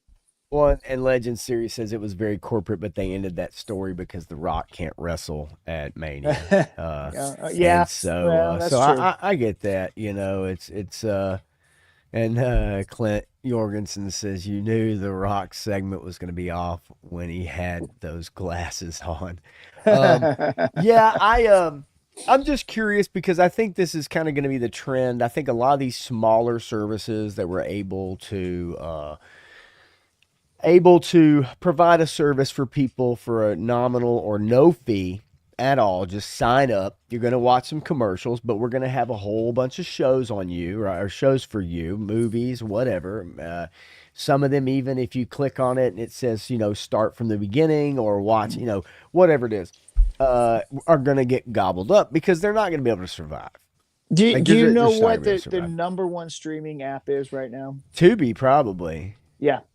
Yeah. I think Tubi may be number two. I think Netflix is still number one, but Tubi is right up in the top as a free service, Right. and it's doing rock star business in terms of viewership and the products that they're putting out. People are enjoying it. People are going to see it, and they're going through the commercials, whatever. They're putting stuff up there that people actually want to see and engage with, and so they're doing something that none of the other companies can do or will do because they want to control everything. They don't want to license their stuff out. And if they license their stuff out, they'd make a ton of money. Right. I guess I'm just curious about whether or not that will stay or whether ultimately, like all things, it will become a money thing and they'll have to sell, With what Tubi is doing now, I think that they can succeed because they don't have the overhead of a Disney or Warner Brothers, right? I don't think Disney can sustain Disney Plus. I don't think so. I'm not sure if HBO can sustain or Warner Brothers can sustain Max. Netflix and Amazon, they're golden. They solid. They won. Yeah, no, they won 100%. the streaming wars. Yeah, no, yeah. And so I think eventually you're going to be on YouTube TV, Tubi, Amazon, and Netflix. I mean, I think those are going to be the ones that ultimately win out in the end. Yeah, and I mean, most of them are losing money hand over fist, as we've Most seen. of them. Yeah, Paramount Plus is bankrupt. Woody Triple Deuce in the house. What's up, buddy? Good to see you. So let's react to some memes, shall we? Let's have a little fun before we get out of here, Matthew. I got a few pulled up here. All right. How about hundreds gather to protest global warming? It's just awful. It's just awful. It's just terrible, man. I mean, really. Look at that. Yeah, I mean, those guys are going to melt with global warming. And then we have the new Spider-Man cartoon coming out, and we figured out who the person's green is. It is James Franco, or is it James Franco? Is it James Franco? That's scary. Isn't that scary? Wow. And then we have one here I wanted to show you. This was actually pretty freaking crazy. There was some bikers, some guys on bicycles and stuff like that in California that kind of really honestly illegally took over the highway. But I'm going to show you this car. And this is craziness, man. This is crazy. You'll see the bikers. You'll see all these kids on bicycles and people on bicycles. And this guy has no patience, right? Like, no patience. I mean, holy crap, dude. Just like, I mean, if I was the person in the white car, I would not have the nuts to try to do that. I mean, look at this. With a bunch of kids just randomly riding bikes. But, it's obviously this was like a social media takeover, right? And they just took over the whole street. Now, look, he looks like he's kind of at the front of it here, right? And so you're thinking, okay, well, he's home free. And then this is what happened when he got into a parking garage. Well, I'll tell you what, that wouldn't happen in Texas. I'm just saying. I mean, I'm like, are you serious? I'm like, yeah, I would say if you got past all of them, you probably should have kept on going. kept on Now, going. speaking of Texas, I got something you might be interested in. This little girl right here. This little girl right here, she is something else. Yep, I knew it. I knew you were gonna pull Holy that one up. crap. Look at this. I love the Dude. comments. I love the comments. Why would you need to teach a child to do that? Yeah. And then the next comment was UK government. Yeah. Yeah. Yeah, and I'll minimize it so you can see. Second Yeah, Amendment. the Second Amendment explained Yeah. with and without. There you go. Yeah, right. I love this though. I mean, she just throws, just tosses the other gun aside when it runs out. She's like, holy moly. That's awesome, dude. That's so freaking awesome. Dual wielding is a skill for sure. Yes, it is. All right, so I'm gonna share. Let me get rid of some of these other tabs, and I'm gonna share this one here. This is what if they countries as dog prisoners. Okay, I'm not gonna play the song, but check out this countries as dog prisoners. The UK Bulldogs. No, not anymore. Right. France. Get the poodles. Yeah. All right. Japan. Look at the little dude there. Germany. Well, of course. German Shepherd. USA. Labrador. Nah, man, it should be the pit bull. Look at the Spaniards with the pants. Russia. Is a wolf. So awesome, dude. Italy. Austria.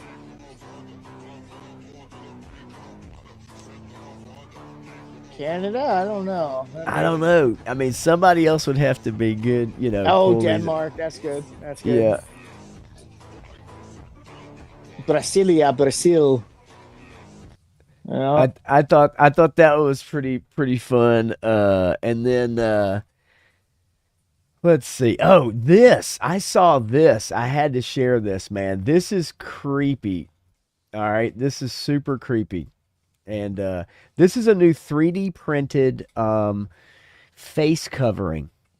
Oh, And, I've seen some of these. yeah, check this out, man. Now, think about face recognition, right? If they're face trying to recognition. find somebody Yeah. on CTV or whatever. Isn't that crazy? It's Yeah. Drake. These 3D printed face covers or whatever, face masks. Yeah. And it, famous celebrities, but that looks wild, dude. All right, man. I where's my Keanu Reeves one?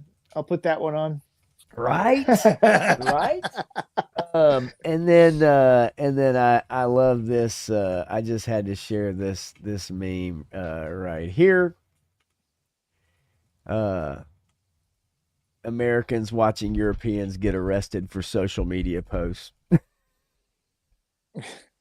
Yeah, it's a sad state to be in the UK right now. Well, so the problem is Americans are getting arrested in the UK for their social media posts. Yeah, right. So, I mean, you can't leave the country, or you can't get a visa to a country anymore without applying ahead of time.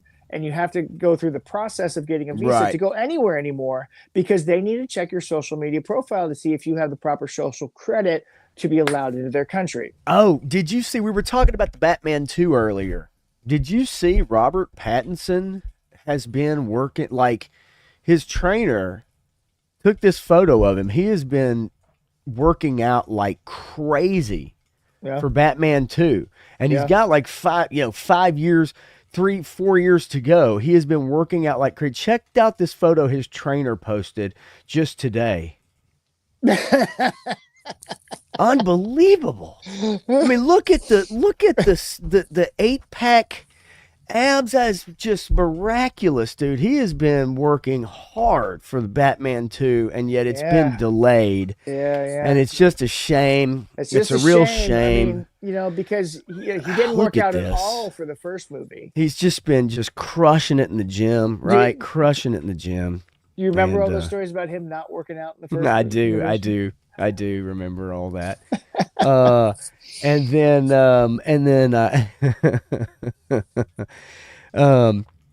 I got the hear me now and believe me later. his neck gator. He should have been He-Man. So and then I got this 1960s ladies, and I thought this was a good one.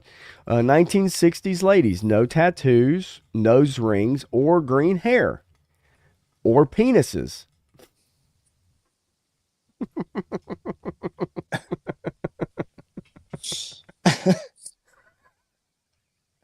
That you knew of. And then also too, when you look at social media and you kind of look at how the videos, how do we call them? What do we call them? Like YouTube videos, Insta videos, Reels, right? You've got your WhatsApp, right? WhatsApp videos, stuff like that. What do we call? It used to be Twitter, right? So do we call it X videos now? Should you type in X videos now? Yeah, no, Matthew, is that what you're supposed to look up? X videos. No. I'm pretty sure that's what it's called. No. No?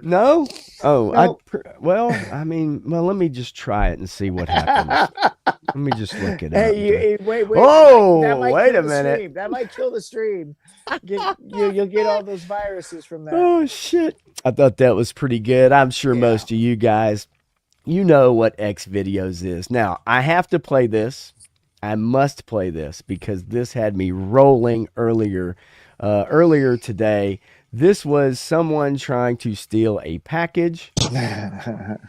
That's why you fat. Look at you, greedy. No, you can have it. You can have it. You got it, brother. You thought it was some snacks in there? Look at you. You can go ahead and take it. It's a big box for a big back. Come on and get it. I know you need it. I think I was confused, bro. Oh, I think you hungry. And people act abnormal when they hungry. You've seen the Snickers commercial. Come on and get you his little box. Don't try to run either. I don't want you to have an asthma attack on my porch. Get the box. I know times is hard. I don't live too far. I know you ain't walking far. I know you ain't walking far. You ain't got to tell me. Go ahead and get it. Big back. You too big to be a thief. Come on and get it. At this point, I just want you to get the steps in. You never know. It could be some workout equipment in there.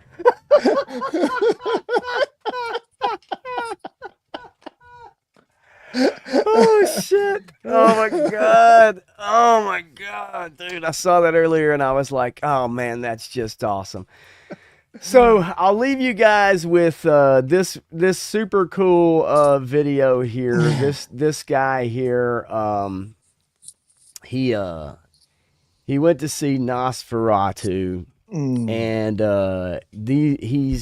he dressed up to go to it, and this is his process to go to That's why you the fat. actual movie. All right, so I'm gonna share this right here. And this was his, and I actually thought this was really cool because this is what people used to put on back in the day. And this was his process for getting ready to go see the movie in almost authentic clothing. Starting with my trousers from Darcy Clothing, held up, of course, the suspenders from Bronson Manufacturing. They're not period correct for the 1830s, but you can't see them, so it doesn't matter. Now I need to smell good, so I'm using 1849 by Parley Company. So in case any of you were dying to know what I smell like, well, now you know. Next up, the Regency collar shirt, also from Darcy Clothing. Has the proper collar for what I'm going for. Button boots from Jobert Boots. Not period correct again, but who cares. Next, my cravat, which I got from the Dickens Fair 2 years ago. And, to keep warm, an antique muffler that is pinned in place. Now, can you imagine putting all this stuff on? Like the muffler, the vest, right? Like the pants, the boots, the tie, the jacket, right? Right. And then the over jacket. You have an over jacket to go over the jacket. Oh, somewhere to keep his snacks. That's pretty good. And then the gloves and the cane. And then there's the coat that was a raincoat, right? It's like, holy crap.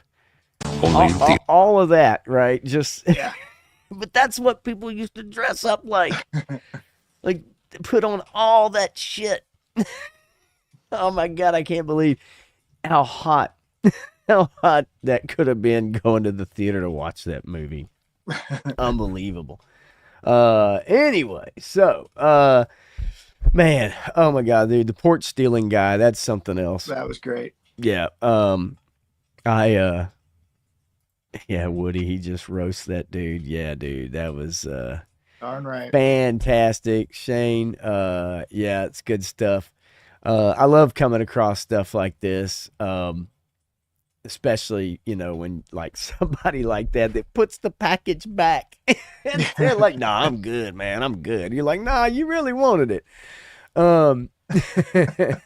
War Chest says, and he's the one that sent it to me actually. And so I have to give him all the credit on that one. War Chest sent that one to me and I was like, good Lord, that shit was funny as hell. He sends me a lot of good ones. Hey, Woody, there's nothing wrong with not messing with social media. Don't worry about it, bro. Oh, 100%, man. Look, I get it. I do. That's for sure. Yeah. Ain't no HasLabs coming to this house till they make a snowcat. Frostbite, no HasLabs for you. And Woody, yeah, I don't blame you one bit. Social media, of course, if you do Instagram, you will get messages from folks if you do add them or whatever. I'm terrible about checking my Instagram messaging, but I do get around to it. I promise. Sometimes, yeah, I know. But anyway, so that's all I got tonight, man. We covered a whole bunch of ground. Went about 15 minutes over, but not too bad. Matthew, what do you got coming up here? I know that Friday night, I believe, is going to be Punk's Pit. I'm assuming you'll be a part of that on Punk with Toys channel. Members only stream, but God, there's a lot of people that have memberships. There's a lot of free ones going out. A lot of people that, got free memberships. So I tell everybody to jump in there if they want. And we changed the policy a little bit. It's still an invite only for on stream, but any members free to join. Anybody can watch it, right? Yeah. And this past Monday we had some controversy in the chat. Yeah, I saw that. I had to regulate some things there going on. But I would imagine that some people are not happy with some takes that are going around, but that's fine. Everybody's got to have opinions, and that's what we're all here for. But if you're going to cause a scene in chat, well, I'm not going to stand for it. But Punk's Pit on Friday, I took a dozen G.I. Joe comic book cover photos, homages this past weekend. So you'll see those trickling out as we go. Just hitting up Savage Crucible and a bunch of other collabs that I do every week. So it's check my Instagram. Well, Mamu's Action Figure blog. Definitely check that out. I got a stream tomorrow night with 3-Star Draw on his channel. We're going to be doing our ultimate G.I. Joe rock band that competes against Zartan and the Cold Slither. So we wanted to come up with our own ultimate rock band for G.I. Joe. Since we have Cold Slither, G.I. Joe needs a rock band. Well, they had one in that same episode. Yeah, I know, but we need our own chosen rock band, our ultimate G.I. Joe rock band, and then we're gonna do 5 figures that we absolutely thought were disgusting from the original Real American Hero line. Yeah. And even though we don't like them, what 5 figures would we want them to make and classify that we think they could do something decent with, even though we can't stand them in the Real American Hero line? Nice. So that'll be tomorrow night at 9 p.m. Eastern. And you gotta get Psych out in there so he can manipulate everybody's brainwaves. Don't take my ideas away. Damn it. Don't give all my good shit.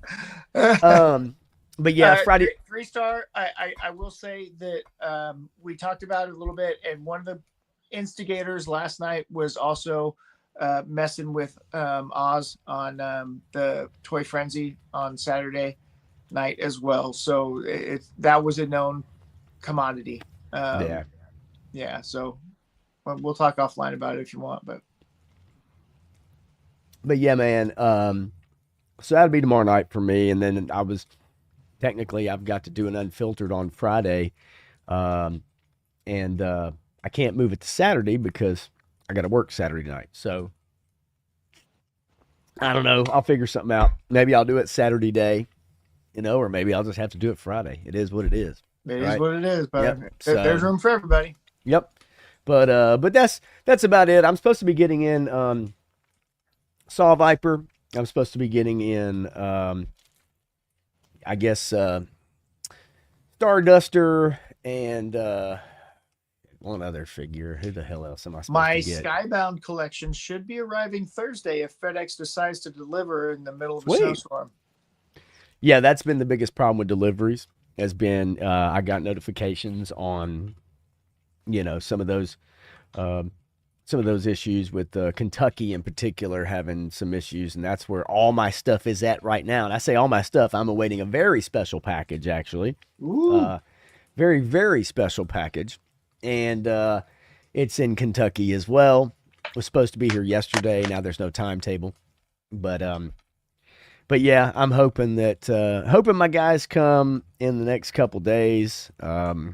DHL, you never know what you're going to get with DHL, right?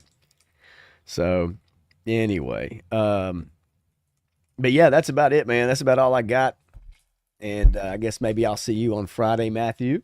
Alrighty, man. And obviously join tomorrow night if you want to on 3-Star Draws channel. Come hang out for a little bit if you have the time, man. But appreciate everybody here. Hit that like button, y'all. Thank you so much for hanging out. Really appreciate it. Much more fun when you guys are here. I say it every week, but it's the truth. But thank you for coming and hanging out. And for Matthew, I am Pop Blender. And for the Robo Skull, we'll see you guys next week on another Evening Blend. Y'all have a good week. Thanks.